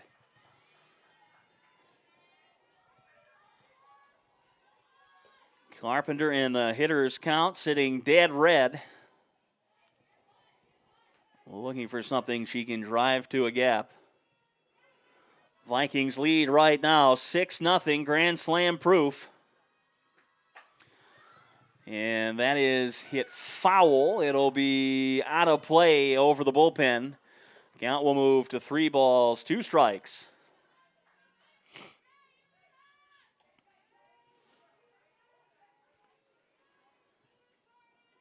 It was 51 weeks ago when the 2020 season came to an abrupt end due to the start of the COVID-19 pandemic. I was sitting roughly in this exact spot when word was handed down from the GNAC as Carpenter draws ball 4. Now batting, The right fielder, number 13, Teresa Moyle, was sitting just about this exact spot when we got the word that the season would be over following March 12th.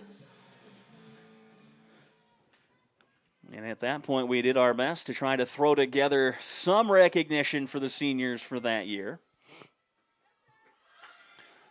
Moyle gets the bunt down. Kassner, no choice but to go to first. The sacrifice moves the runner over. And the Wildcats have a runner in scoring position.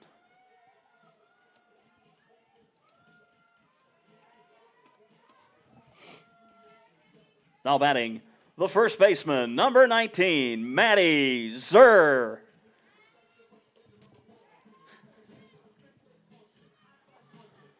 Wildcats first baseman, Maddie Zur, 333 on the season. 0 for 1 today, flew out to right field in her first at-bat. Now has Carpenter at second, a runner in scoring position. The first pitch, a ball, 1-0.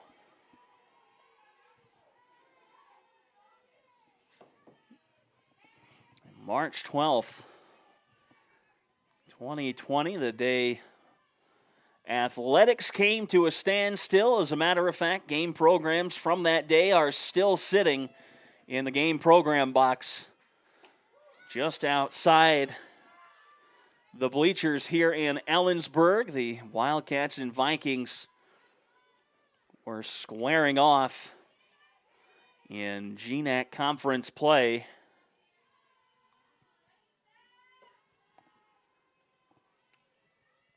One of those days you'll probably, if you work in athletics or if you were a GNAC athlete, I think you'll remember it fairly well where you were, what you were doing when we got notice the season was going to be coming to an end as the count's 1-2 on Maddie Zur.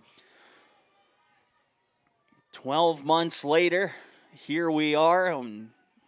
At this point, we can tell you we're just happy to be able to be playing games again. Kassner, the 1-2 to Zur. That'll miss inside, 2-2, despite the efforts of Hardy to bring that back into the strike zone.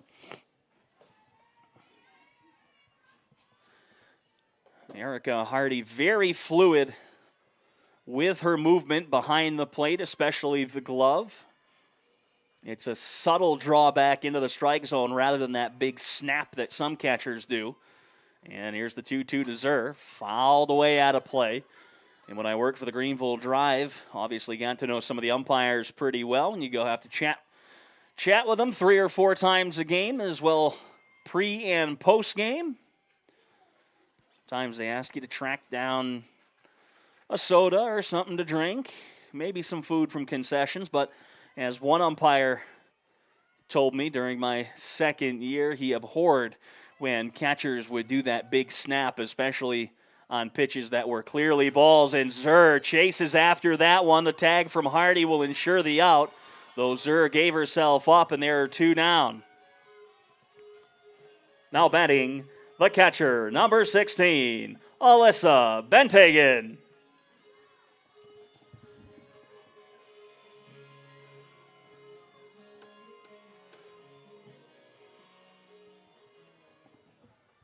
Just something about that big snap that even though you're bringing your glove back into the strike zone, you're making the pitch look a lot worse than it was. And then if you do it to pitches that are in the strike zone or close to the strike zone, it might have been a ball, especially when those guys were throwing 93, 94, 95 miles an hour.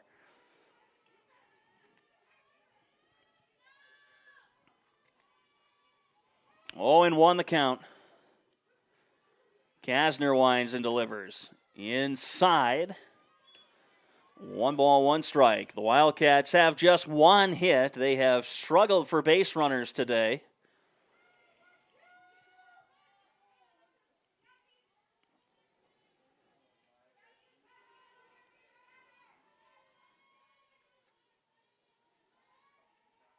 Kassner checks the wristband. Now the 1-1. Outside, 2 balls, 1 strike.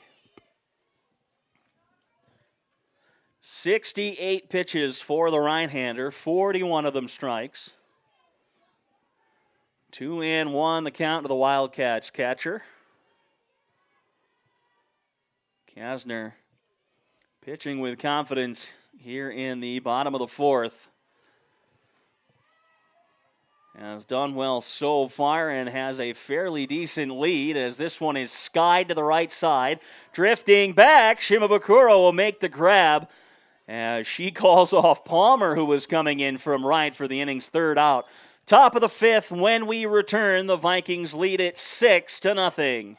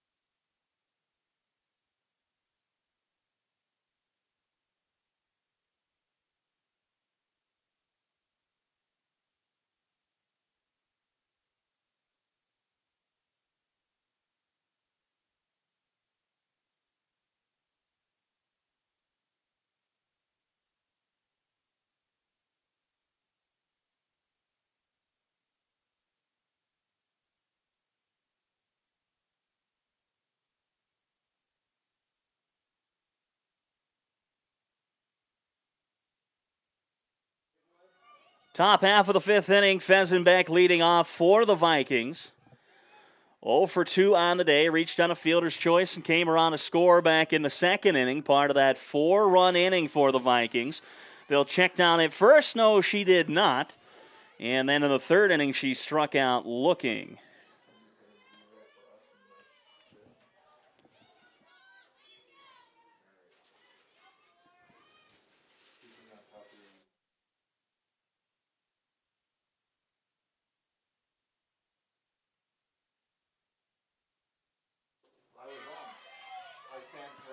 That one is in for a strike. It's 1 ball, 1 strike.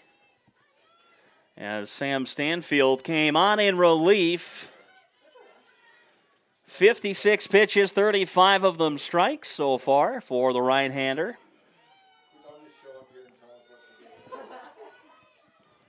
Here's the 1-1.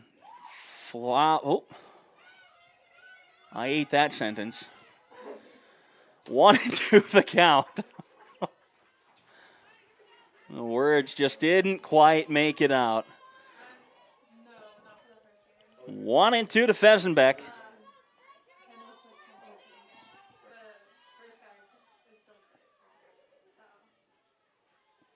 Stanfield checks the wristband.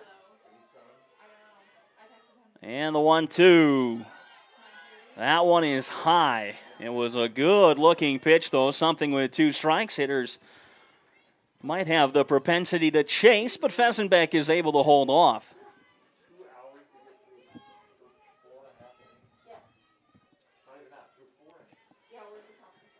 Two balls, 2 strikes to Fesenbeck.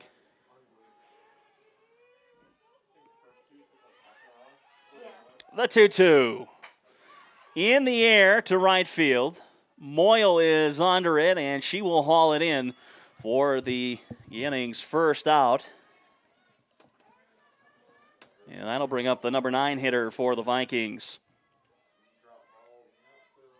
Now batting, the left fielder, number 18, Riley Wales.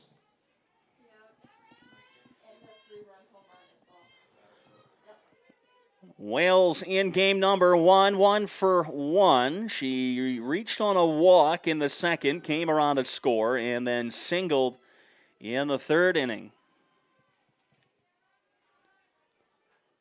Stanfield winds and delivers. That one a called strike, catches the outside corner.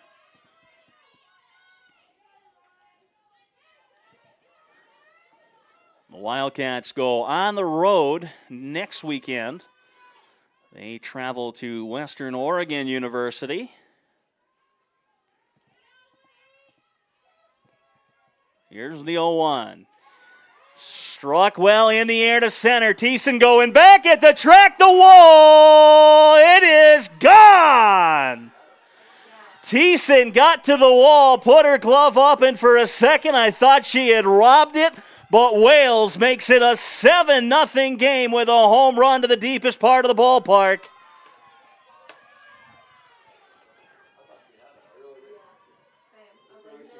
Now batting, the second baseman, number 20, Chantel Shimabukuro. For a second, I thought she had it. Thought she had pulled her best. Jackie Bradley Jr., former Red Sox center fielder, the University of South Carolina product. One of my best friends from South Carolina, Nathan Cooper, now a lawyer. He worked at what is a semi-famous hot dog restaurant in Columbia, South Carolina, as that's a called strike to start the at-bat, 0-1, called Sandy's. And that was frequented quite often by Gamecock athletes, since Jackie Bradley Jr. was one of those guys to come through. Had a chance to watch him when he played for South Carolina. On the ground, over to the left side. Dwyer cuts it off. The throw across for out number 2.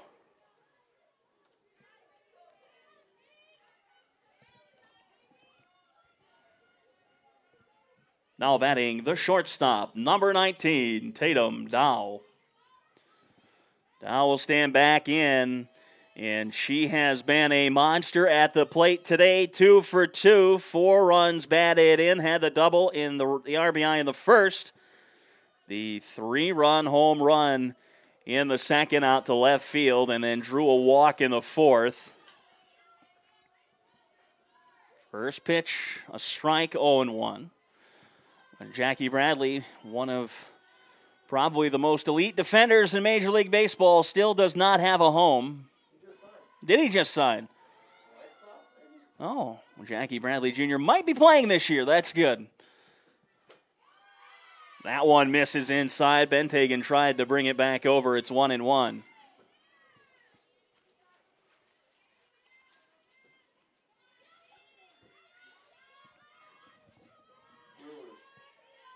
Oh, he signed with the Milwaukee Brewers. 2 years at $24 million, $12 million. Really all for his defense. On the ground a second. That takes a birthday hop for Carpenter, and she will flip it on over to first for the inning's third out. The Vikings do get the one on the solo home run from Riley Wales. It's 7-0 as we head to the bottom of the fifth here from Ellensburg.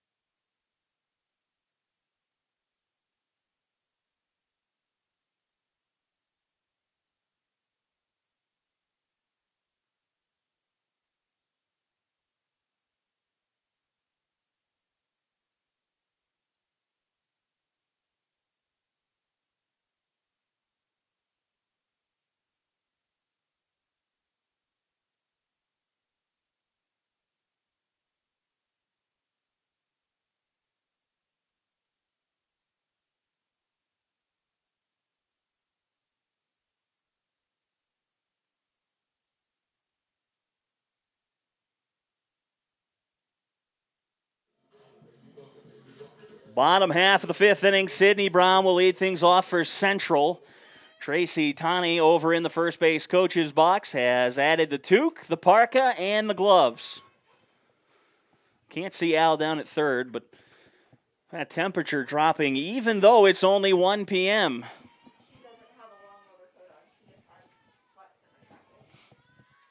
First pitch to Brown, a ball, 1-0.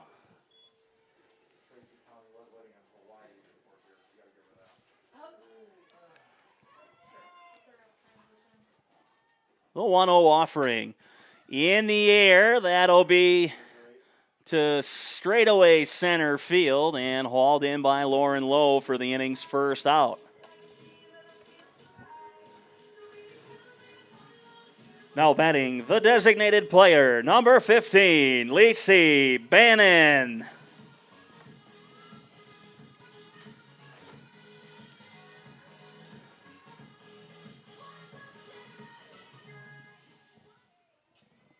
Bannon 273 on the season, 0 for 1 today. Struck out swinging back in the second. First pitch misses, a ball, 1-0. Kassner up to 72 pitches, 43 of them strikes. She has allowed just the one hit. And that was on a triple by Harley Carpenter with one out in the first inning. But since then, just the one batter has reached for the Wildcats when Carpenter drew the walk in the fourth inning.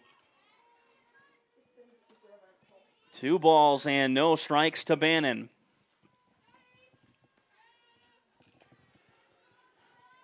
I see the Vikings bus driver has parked in a pretty decent spot. That's going to be a tough spot to reach. As Bannon fouls that one back into the mid, Hardy held on to it. Although he has made the precarious decision to put the windshield towards the field. In the 5 years I've been here at Central, there have been a couple balls that have gotten over and through the tree line and over the secondary fence that blocks line drives from cars parked. As that one's fouled off. 2 balls, 2 strikes. I think the bus is out of the way of danger, however. As much as he can be. My car's out of danger too.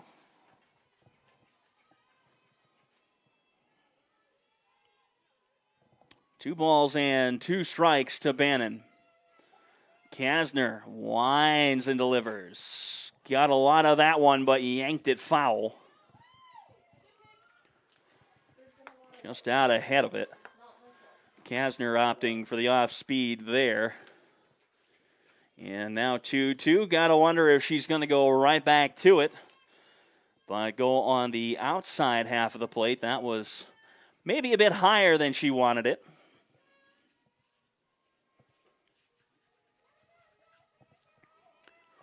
Here's the 2-2. Fouled off again. Grounded down the third baseline.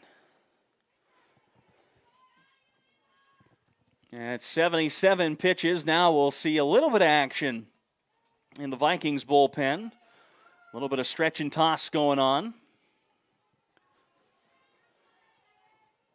The Vikings had near constant action in the bullpen yesterday. Sydney Brown was the one who earned that honor. Her afternoon was spent up, down in the bullpen. Bannon on the ground to third. Fielded by Marino, and a strong throw across the diamond will retire the Wildcats' designated player for out number 2. Now batting the third baseman, number 3, Grace Dwyer. Well, to everybody who was trying to sleep in on this Sunday morning, you didn't get past 11 a.m. because that's when the PA system clicked on, and you can hear my voice bounce off all the buildings.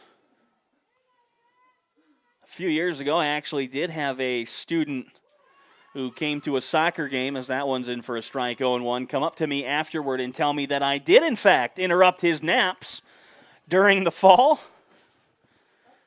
That 3 p.m. start time for women's soccer.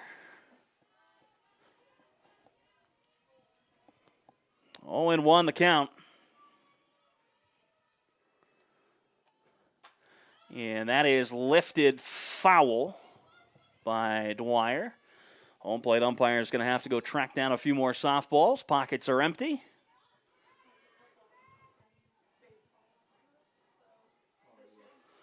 Oh, and to the count. I see in the chat we have the question, what's a toque? Toque is a Canadian word for winter hat. And it is one of the words that has worked its way into my lexicon as a New Englander, born and raised in Maine.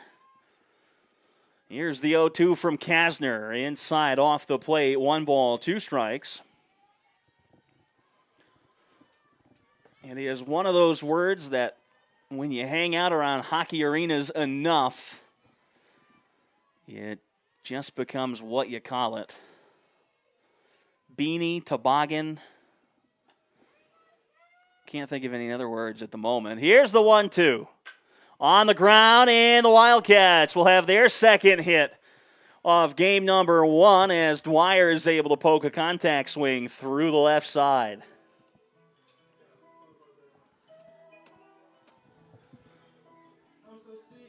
Now batting, the left fielder, number 18, Allie Cruz. Cruz on the day, 0 for 1, struck out swinging in the third, still hitting .357 on the year. As some of these batting averages are going to level out as the at-bats go up. First pitch, a ball, 1-0. Always one of the fun things with baseball, softball, start of the season, people hitting 700, 800. A hit can drop you 250. It can raise you 135. And until you get about 50 at-bats under your belt, the average itself doesn't mean a whole lot. That one misses outside. 2 balls, no strikes. But that doesn't mean as a hitter you don't want that average to be up in the 350s, around the 400 mark. Means you're swinging it well to start the season, and Allie Cruz has done that for the Wildcats. Cruz, mostly a contact hitter, has found the gaps a few times so far this year. 2-0 is outside. Hardy, a nice job of framing that one. It's 3 balls, no strikes. As Randy Phillips, the hitting coach for the Drive, used to say, find some greenery. And that is what Cruz has been able to do early in this season. Dwyer over at first, a 3-0 count to Cruz. Kassner trying to get out of the bottom half of the 5th inning without any damage and keep this shutout going.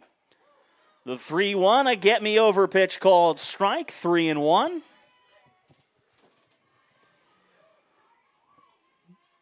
Nothing more frustrating as a hitter working to a 2-0, 3-0, 3-1 count. You're still expecting velocity to be there on those pitches. You're expecting the pitcher to choose something that comes straight at you, maybe a little bit of movement, but there's nothing more frustrating than a pitcher who can throw an off-speed pitch or a breaking pitch on a 3-0, 3-1, 2-1, or 2-0 count. That one finds the outside corner, a called strike. 3 balls, 2 strikes, 2 outs. A full count payoff pitch here to Cruz.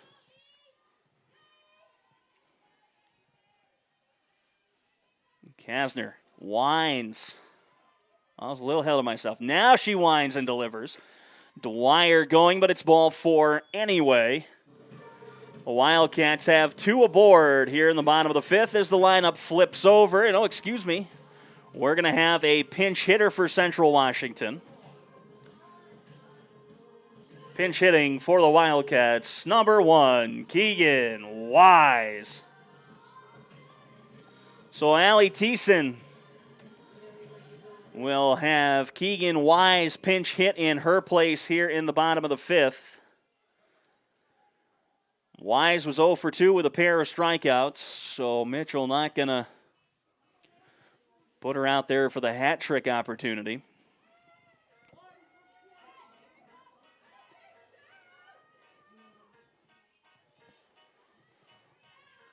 And if you're wondering how that progression goes as a hitter, 3 is a hat trick, 4 is the golden sombrero, and 5 is the platinum sombrero. And if you get the golden sombrero, generally your coach or manager should remove you from the ball game. As Gabe Kapler said, you just shouldn't be in the game if you're going to be looking at a platinum sombrero. That is a rough day at the dish for any hitter. That would be 5 strikeouts. 1-0 the count to Wise.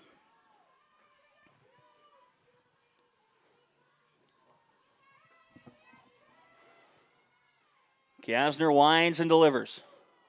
Outside corner, 1 ball, 1 strike to the Wildcats pinch hitter. Kassner nearing the century mark, 90 pitches, 54 strikes. So well over that 50% ball to strike mark.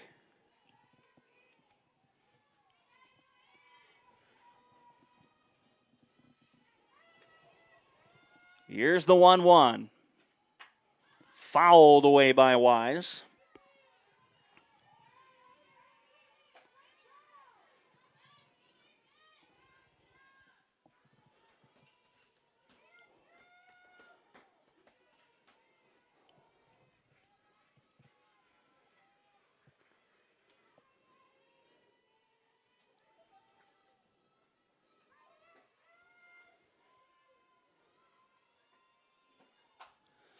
Fouled away. Wise staying alive.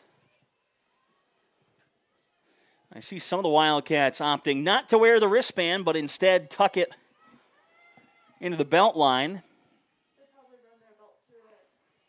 Oh, that's a good point. They probably do run their belt through it. I didn't even think of that. 1 ball, 2 strikes from Kassner to Wise. Up and outside. Count evens up at 2 balls, 2 strikes. The Vikings have scored in all but the 3rd inning. And it was the 2nd inning, the 4-run 2nd inning, that really put them ahead in this ball game. It made them 5-0 at the time. They've since added 2 more. And last inning it was the solo home run by Riley Wales. Count is going to be full. 3 balls, 2 strikes with 2 down. Runners will be on the move.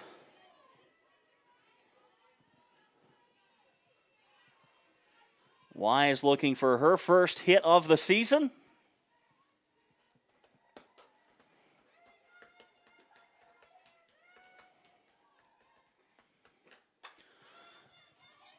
Lofted foul. And we'll reset and try it one more time as Megan Marino tried to track it down over there in foul territory. Looks like she might have left her feet. Got dirty on that one. Just unable to bring it in. Yep, trying to shake the dirt out of the glove.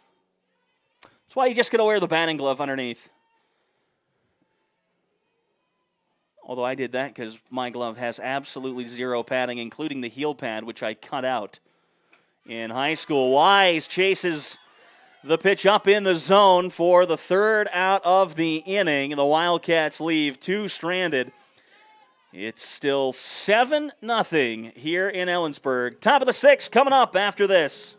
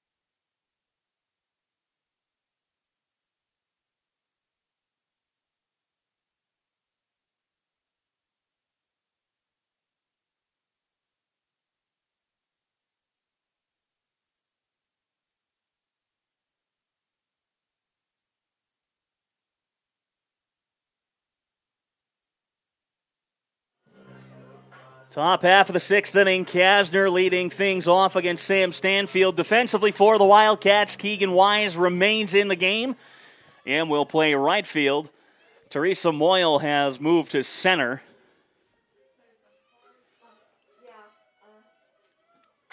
First pitch, Kassner swinging. It is foul. Backing out of play.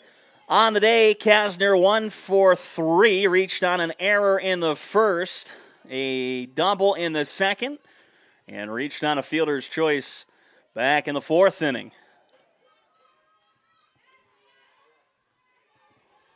Sidney Brown up and throwing in the Vikings bullpen once again. This time the sweatshirt is off. Line drive in the left and down. Cruz will corral it, and Kassner is aboard with her second hit of the ball game. Now batting the first baseman, number 24, Dakota Brooks.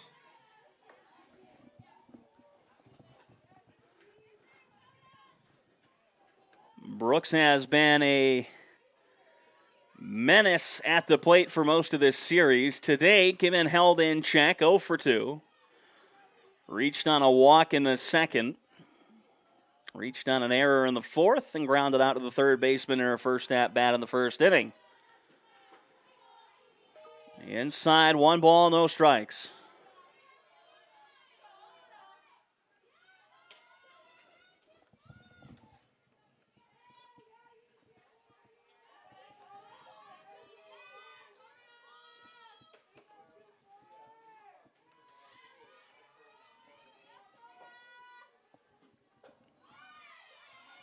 All the ball. Count is 2-0 to the Vikings' first baseman.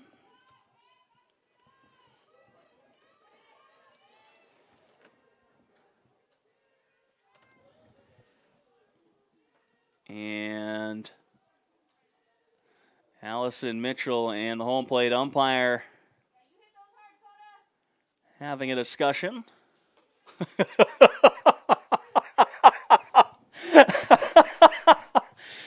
Oh, you don't see that very often with no spectators. You get a chance to see a few things you may not expect. And I think that was the Vikings athletic trainer giving Dakota Brooks a little bit of encouragement. And Brooks looks back at the athletic trainer and gives her a little thumbs up.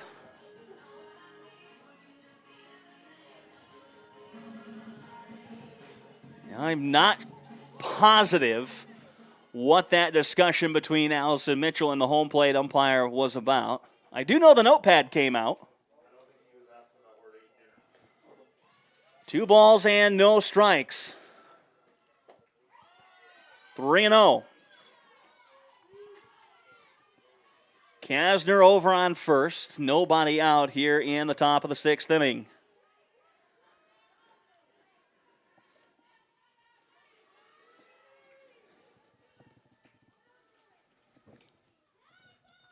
Stanfield checks the wristband and delivers. 3-0, a get-me-over pitch, 3-1. Brooks taking all the way.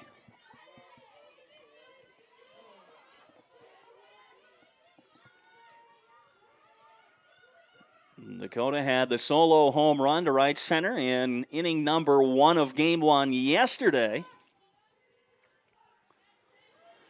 Long ball has certainly helped the Vikings this weekend as Brooks swings and misses there, runs the count full, 3 balls, 2 strikes.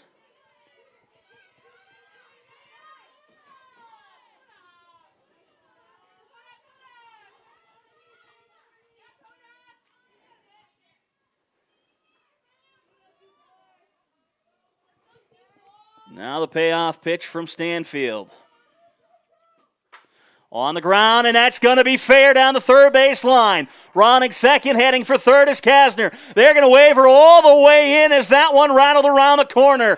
Brooks has herself an RBI double here in the top of the sixth inning.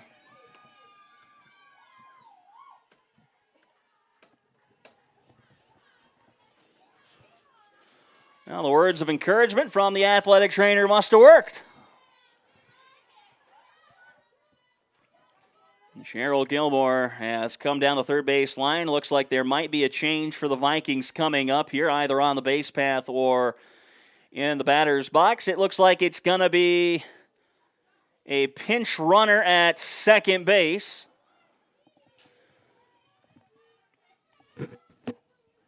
Pinch running at second base, number 16, Taylor Karami. So Karami will run for Brooks with nobody out.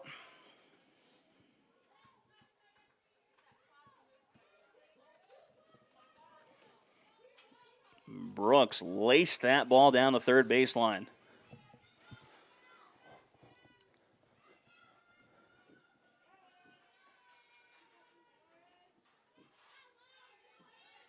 First pitch to low. Called strike on one. The center fielder, number 8, Lauren Lowe.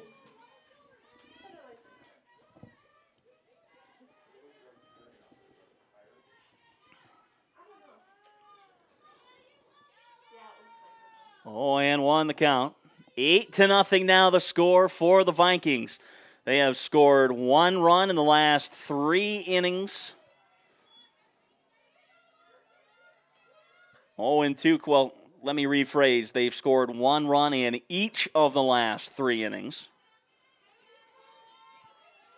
They have 9 hits on the afternoon. It has been the defense where the Wildcats have struggled the most. 4 errors. And Kassner has held them just to 2 hits. This one is up the middle, and Stanfield, for the second time in 2 games, has deflected a ball that would have been fielded by an infielder.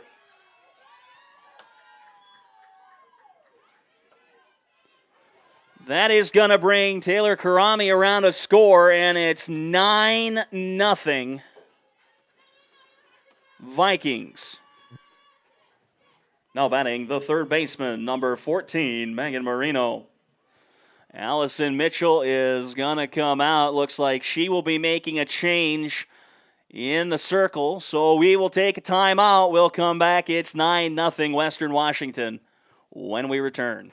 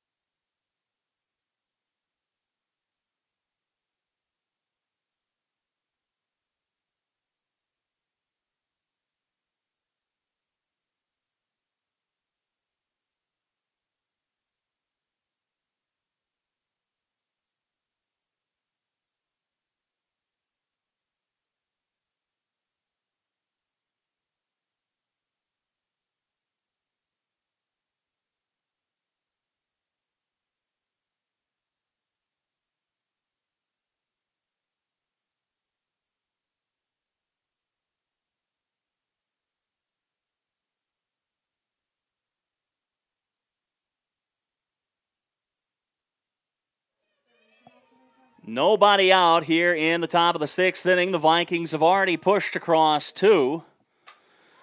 Swinging first pitch is Marino, and this one is tagged into right center. Moyle going a long way to reel that one in for the inning's first out. One pitch, one out for Lexi Strasser.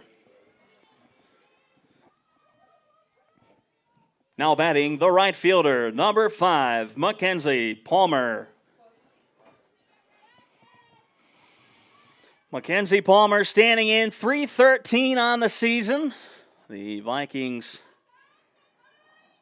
right fielder. Today, 0 for 2. Yeah, 0 for 2. Walks don't count as an at-bat. Tries to lay down the bunt there, and it's foul.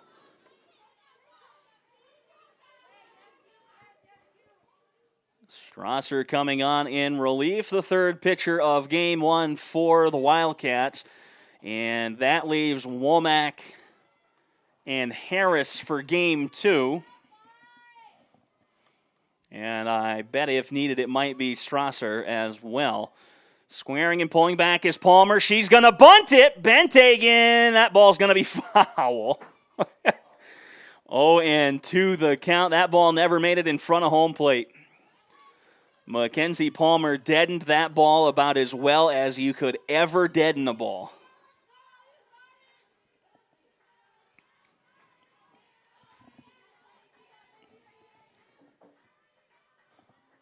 (9-0) on 10 hits for the Vikings. 2 runs have come across to score in this inning. That one's up and in, 1-2. The only inning the Vikings have not scored at least 1 run is the third. Their bats have been hot today from top to bottom in the lineup. Here's the 1-2 to Palmer. In the dirt, Benthagen blocks it, but it's not going to matter. Sliding into second with the wild pitch is low. And that slide looked like it might have hurt a little bit out there. That's one where you pull up and face center field and give a big exhale.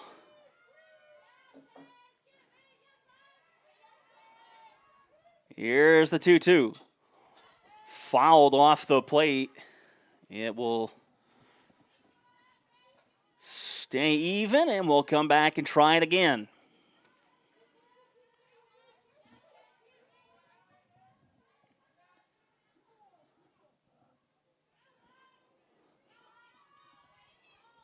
On deck is Fezenbeck, the designated player for the Vikings, as they look to add even more insurance. This one gets by Benthagen. And Lowe is now on third, and the sacrifice fly is an option. Back-to-back wild pitches from Strasser. 2 in the last 3 pitches to put the count at 3 balls, 2 strikes.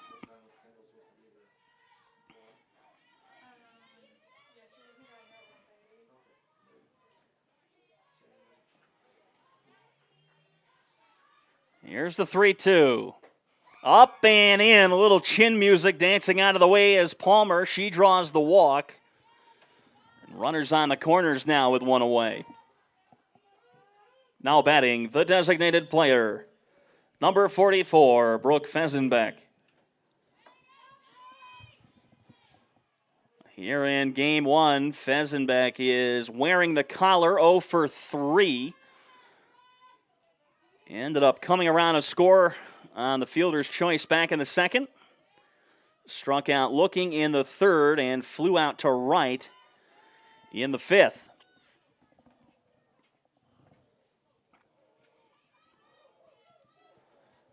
First pitch from Strasser. That's up high, 1-0. This has not been the start to the Saturday afternoon the Wildcats had hoped for.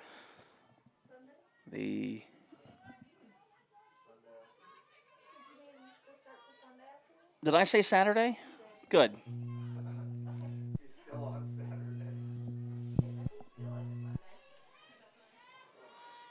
That's Sunday afternoon. And that is right back from whence it came. Strasser almost got the glove to it. And it's a single back up the middle. Palmer to second. Lowe comes around a score. And it is now 10-0 Vikings. Now batting, the left fielder, number 18, Riley Wales. The number 9 hitter for the Vikings, Riley Wales. 2 for 2 on the day, walked and scored in the second. In the first, she singled. And in the fifth, she went deep. A home run to straight away center field, the deepest part of the ballpark. First pitch to Wales misses. It's 1-0. And it seems no matter who the Wildcats throw in this game, the Vikings are going to hit. Or as the kids say, they're going to eat. Here is the 1-0 from Strasser. On the ground, pulled down the first base line and just foul as it dances around the bag. Keegan Wise will track it down as it rattles around the corner.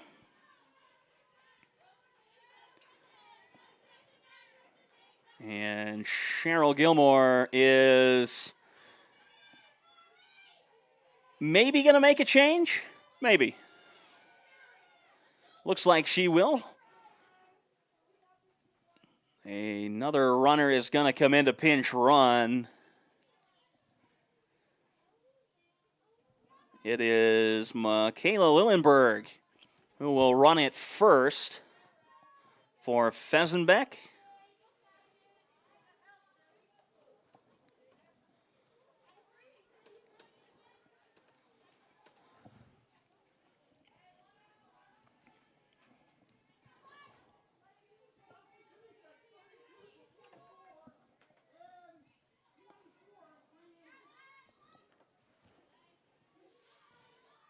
Pinch running at first base, number 32, Michaela Lillenberg.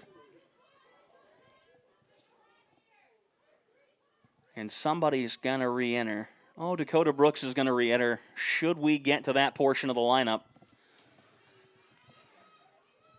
Wales at the dish. 1-1 count from Strasser. That one misses low. 2 balls and a strike. There's 1 out on the inning. Palmer is at second. Now Lillenberg over at first as she runs for Fesenbeck.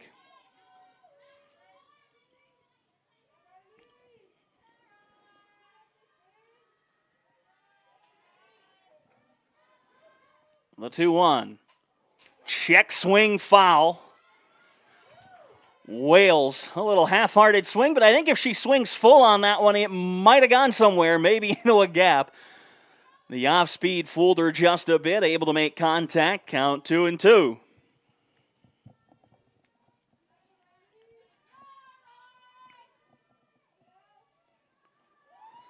Two balls, 2 strikes. Strasser winds and delivers. Inside off the hands and fouled off the backstop.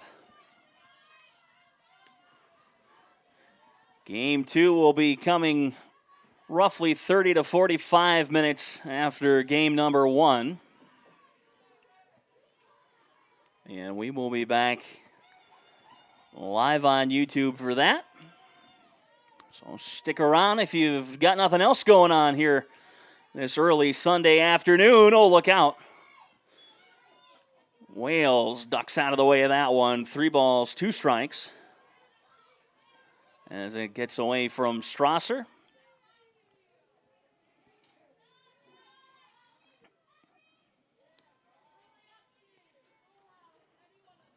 Full count pitch. Check swing. They're going to ask down at third, and they're going to say she did not go. And that walk will load the bases with 1 away. Now batting the second baseman, number 20, Chantel Shimabukuro. Chantel Shimabukuro has been a thorn in the sides of the Wildcat pitchers, though they have held her mostly in check today. Singled and scored in the first. And then she was called out on that weird batter's interference play where nobody seemed to know what was going on.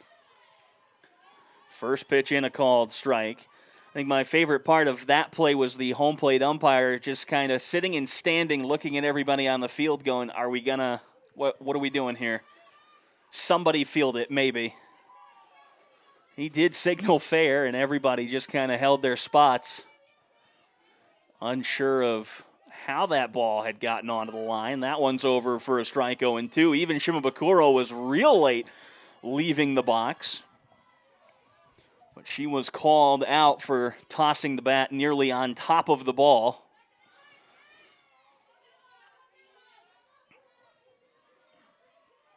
Oh, and 2 the count. The bases are loaded. No place to put her.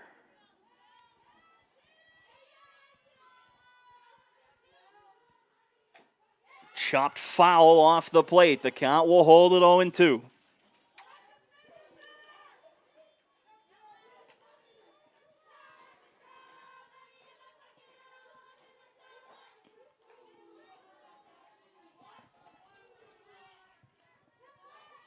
Nothing. The Vikings lead. They have 11 hits. They've scored 3 runs on the inning.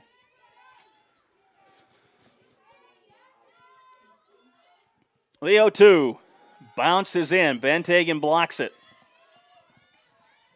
Keeps it right in front, so no movement on the base path.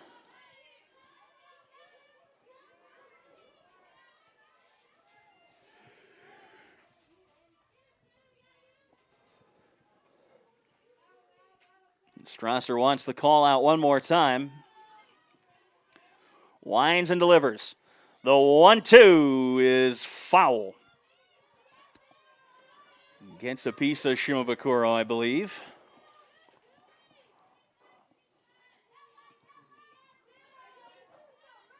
That one was off the end cap.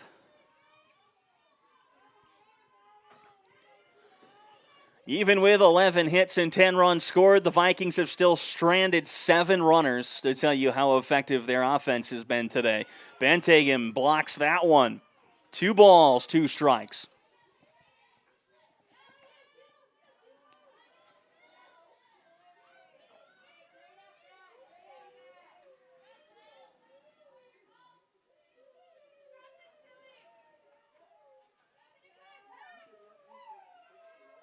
Here's the 2-2. Well outside, 3-2, the count to full. And again, nowhere to put her. The sacks are full. Ducks on the pond and all that other fun stuff. Sacrifice fly will get 1 in. A single might score 2. An extra base hit might bring all 3 around.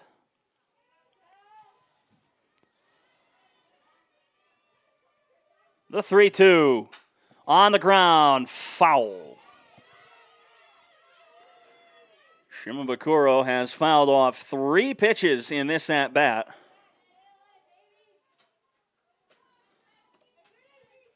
This next offering from Strasser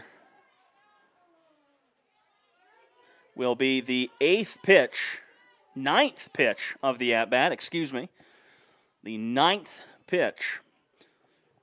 The first 2 were called strikes, and since then, Shimabukuro has fouled off 3. This is back up the middle, a seeing eye single. 1 run will score. Coming around from second is Lillenberg with a slide at the plate. And just like that, it is 12-0. A 2 RBI single. Now batting the shortstop, number 19, Tatum down.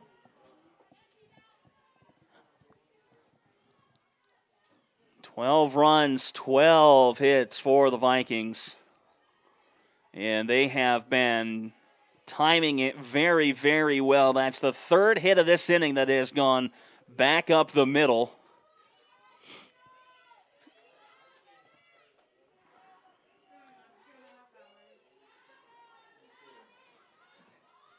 First pitch to Dow. Fired over for a strike, 0-1. We are over the 2-hour mark. Over the 2.5-hour mark. Started at 11 and I'm sure SIDs around the country are trying and pondering and trying to answer the same question. Why have softball games become so much longer in the last year or two? Almost on par now with 9-inning baseball games. 0-2 the count to Dow. Still just one away with runners on first and second. Chop that. This is going to be another good piece of hitting. Wise has that one jump up on her. One run is going to come around to score, but they will hold Shimabukuro at third.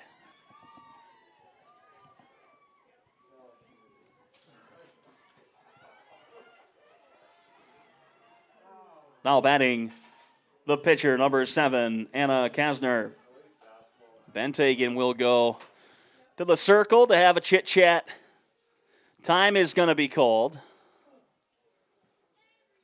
And, yeah, it is called as the infield gets together.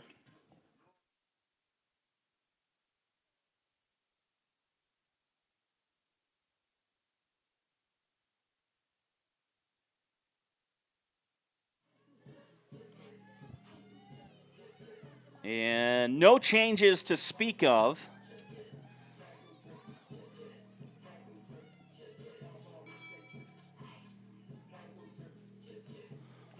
The RBI single from Shimabukuro, and now Kassner will stand in. 571 on the season for her.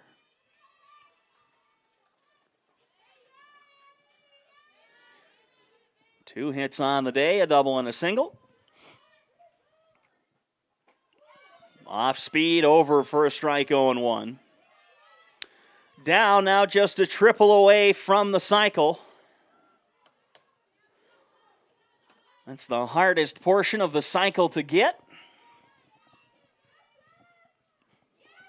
But it is one of the most exciting plays in softball. Here's the 0-1.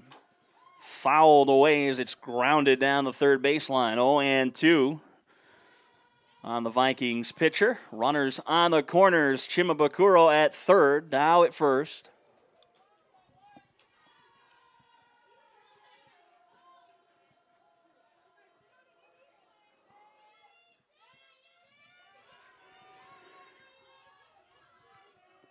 The 0-2. That one misses low. 1 ball, 2 strikes. 32 pitches now for Strasser. 19 of them have been strikes.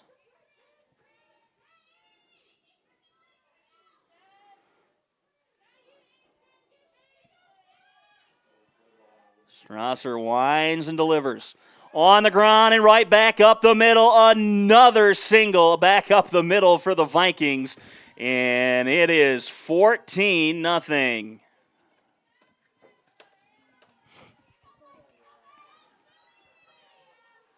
Now batting the first baseman, number 24, Dakota Brooks.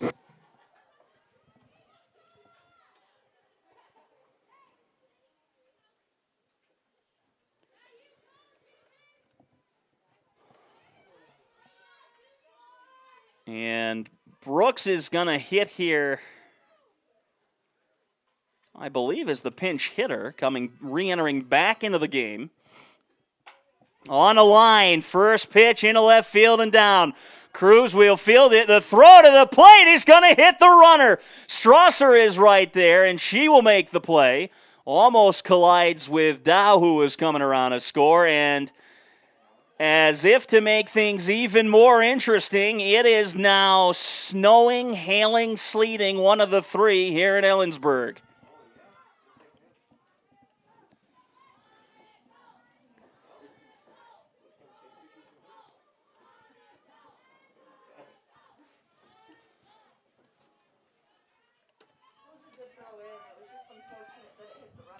The Vikings will make another change. Hirai will come to the plate. Pinch hitting for the Vikings, number 1, Hanako Hirai.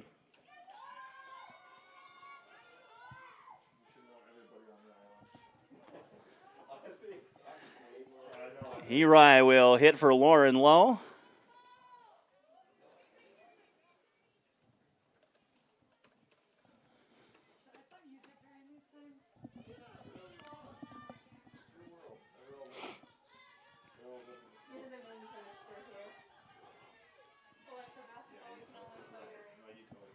We have gone from clear and sunny to whatever this is.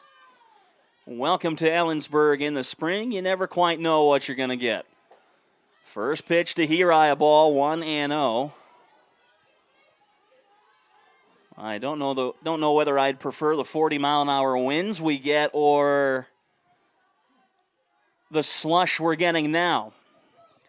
Here's the 1-0 to Hirai. Up and in. 2 balls, no strikes. At this point, for Central Washington, I can't imagine them going to the bullpen no matter what happens here. Strasser's going to be in this one to finish it out. It's one of those unfortunate moments where, as the coach or manager, you get to walk out and go, hey, kid, this one's on you now. Have fun. A snap throw down at thirds. Kassner's back in time. Benthagen just keeping a watchful eye on her as it moves to 3-0 on Hirai.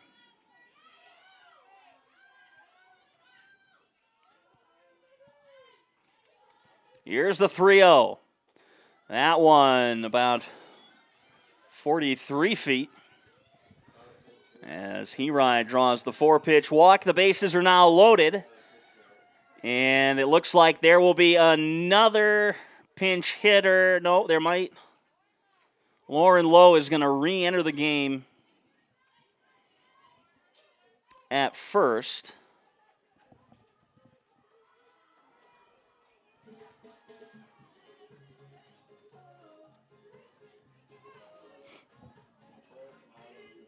Re-entering at first base, number 8, Lauren Lowe. Now batting the third baseman, number 14, Megan Marino.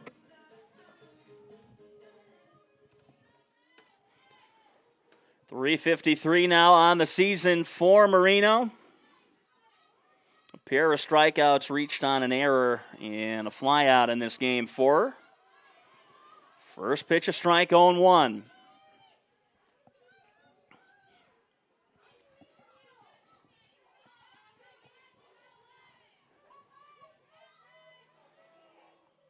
Well, the precipitation has stopped for the meantime. On the ground, right side, and foul.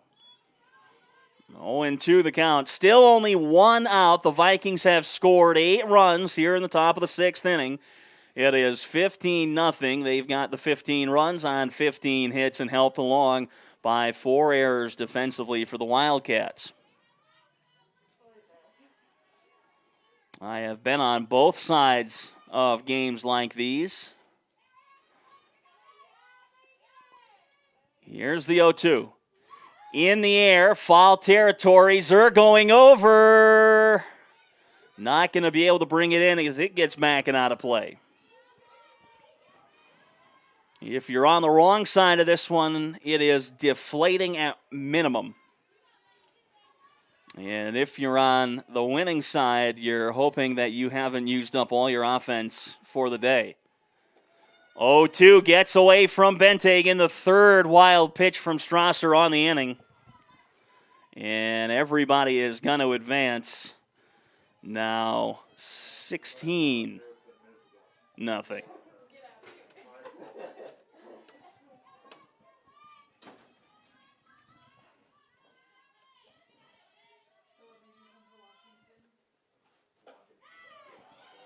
And that is strike 3. Marino down looking. That's the second out of the inning, and Palmer will stand in. Now batting the right fielder, number 5, Mackenzie Palmer.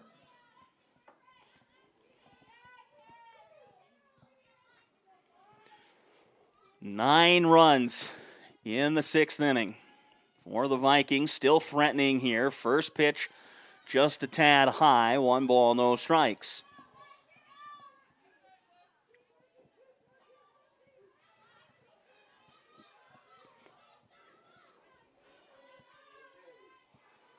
The 1-0. On the ground towards second. Carpenter, that one squirts through 5-hole. And it is now 17-0. The 5th error committed by the Wildcats defensively.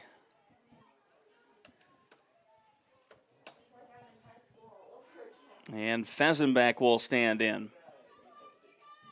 Now batting, the designated player, number 44, Brooke Fesenbeck.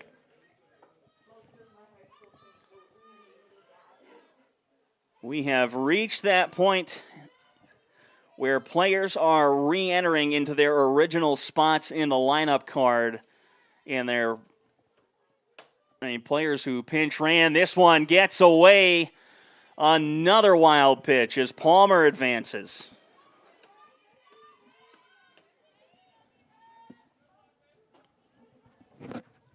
Not a lot you can do behind the plate when pitches are bouncing in front of the Pentagon. This one in the air and deep to right. Wise going back. She's not going to get it.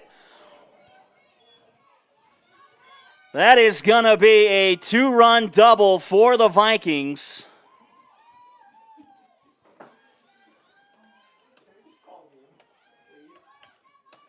It is 19-0. Now batting, the left fielder, number 18, Riley Wales.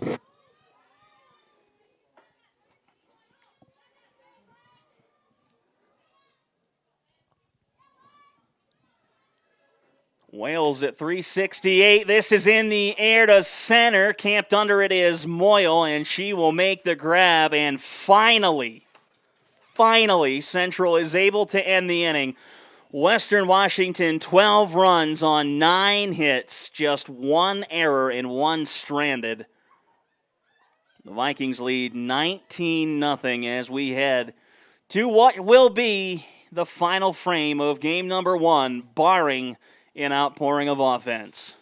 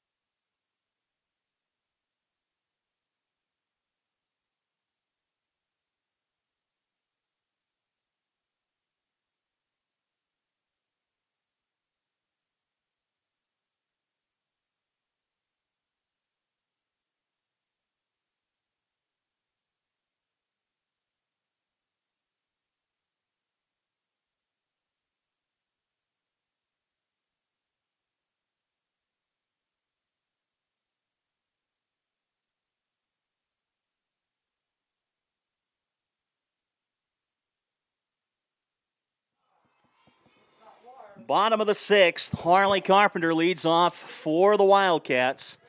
Kassner looking to complete this one as it's off the black 1-0. Kassner has allowed just 2 hits, no runs. And the 2 hits for Central, a triple back in the first from Carpenter, and a single in the 5th from Dwyer.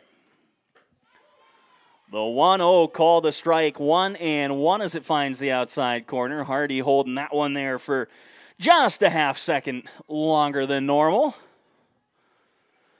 That is our way as catchers is saying, hey, this is a strike.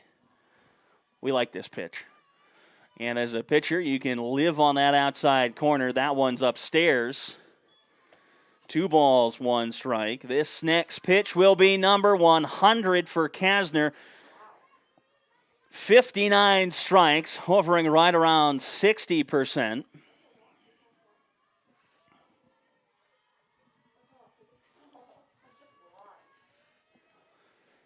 Here's the 2-1. Fouled off the backstop. 2 balls, 2 strikes. Even 60% strikes for Kassner. I do enjoy it when I can do simple math up here in the press box. We don't like numbers. Despite the fact that I spend 60% of my job dealing with statistics, still don't like numbers. 2 balls and 2 strikes. Kassner pitch 101. Fouled away. Carpenter has been the only Wildcat with real success off the right-hander today. The triple in the first and drew a walk in the fourth inning, able to reach both times she's been up and looking to do the same here. Brown starts to loosen up again in the Vikings bullpen. The 2-2. Upstairs, foul back towards the Village Apartments.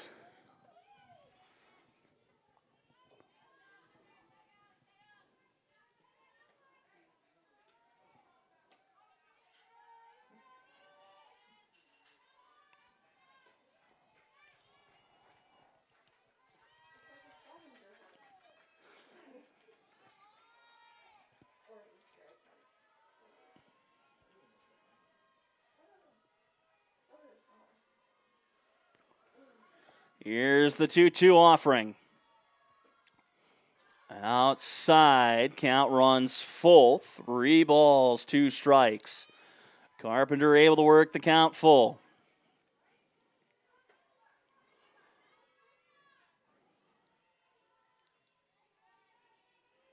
Kassner looks into the dugout, gets the pitch call.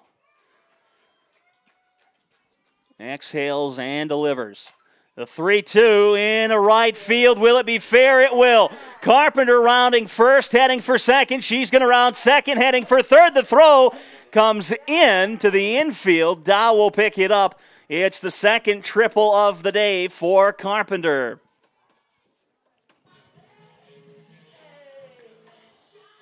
Now batting the center fielder, number 13, Teresa Moyle.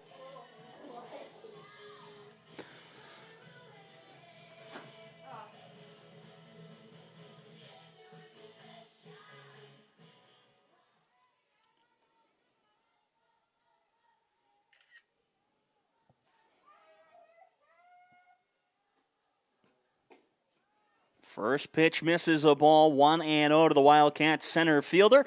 Moyle started the game in right, moved to center when Keegan Wise pinch hit for Allie Thiessen last inning, and then Wise remained in the game defensively.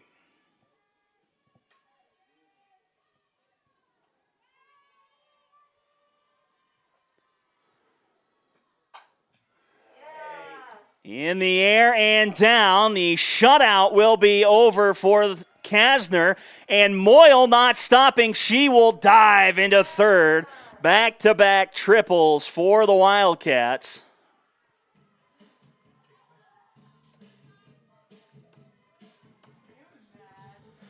And the Vikings are going to have a conference here in the circle, and it looks like they will make a change as they signal to the bullpen.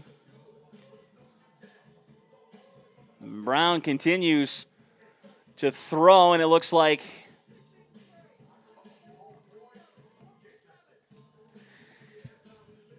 so we will take a short break. We'll be back. It's 19-1 here in Ellensburg.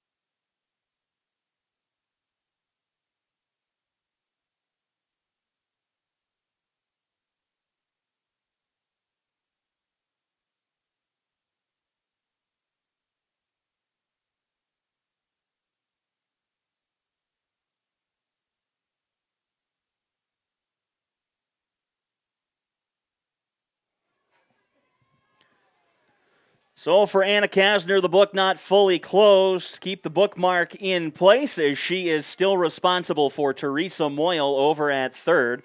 First pitch, a ball from Sydney Brown. 1 run on 4 hits as it stands for Kassner. As the Vikings lead 19-1. The Vikings have tied the program's single-game record for runs scored, as it's now 2-0 to Zur from Brown.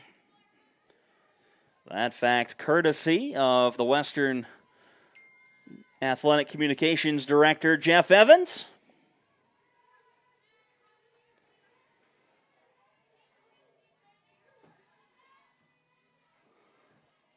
It is probably the largest outpouring of offense for the Vikings since 2013, when the Vikings scored 16. And Zur, this is skied to shallow left center field. It will drop in. Moyle's going to head to the plate, and she will score without a throw. Zur is on with a line drive in the box score. It's 19-2.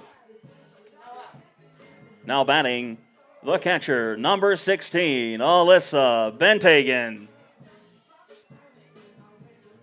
Now the book officially closed for Kassner. 2 runs on 4 hits through 6+ innings of work.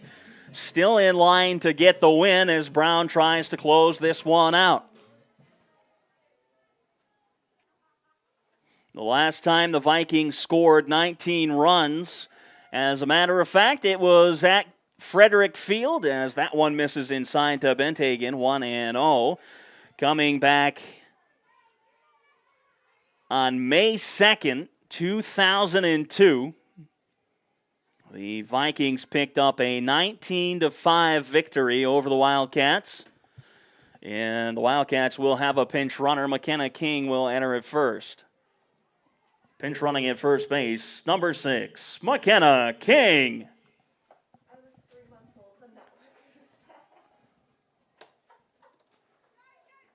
So Maddie Zur probably done for the day, as King will run for her. Of course, should the Wildcats score... Oh, I can't do math right now. 19 minus 2 is 17. This is on the ground. It could be a twin killing. Brown goes to second for 1 on to first. It's a 1-6-3 double play.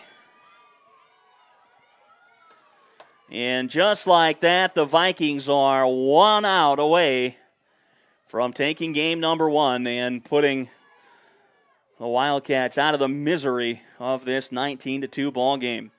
Now batting, the shortstop, number 23, Sydney Brown. So it's Sydney Brown against Sydney Brown. You don't get to say that too often.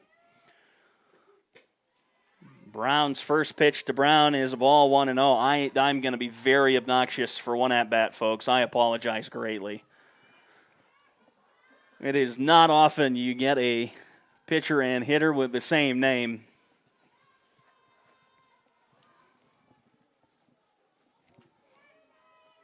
Brown gets the sign from the dugout, delivers, and the Wildcats shortstop fouls that one off the batting cages. 1-1 the count.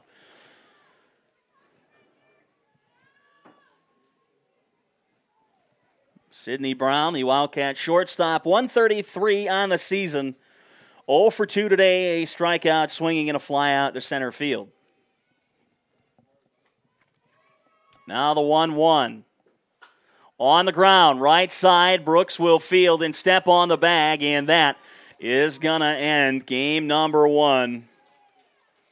The Vikings, 19-2, they take it. 16 runs, 12 of them coming in the 6th inning as they exploded for the victory. Central does push 2 across on 3 runs in the bottom half of the 6th, but it is not nearly enough. They end with 2 runs, 5 hits, and defensively 5 errors. One of those games you're going to want to forget immediately, as Game 2 will start in roughly 30 minutes. Here from Ellensburg, we'll be back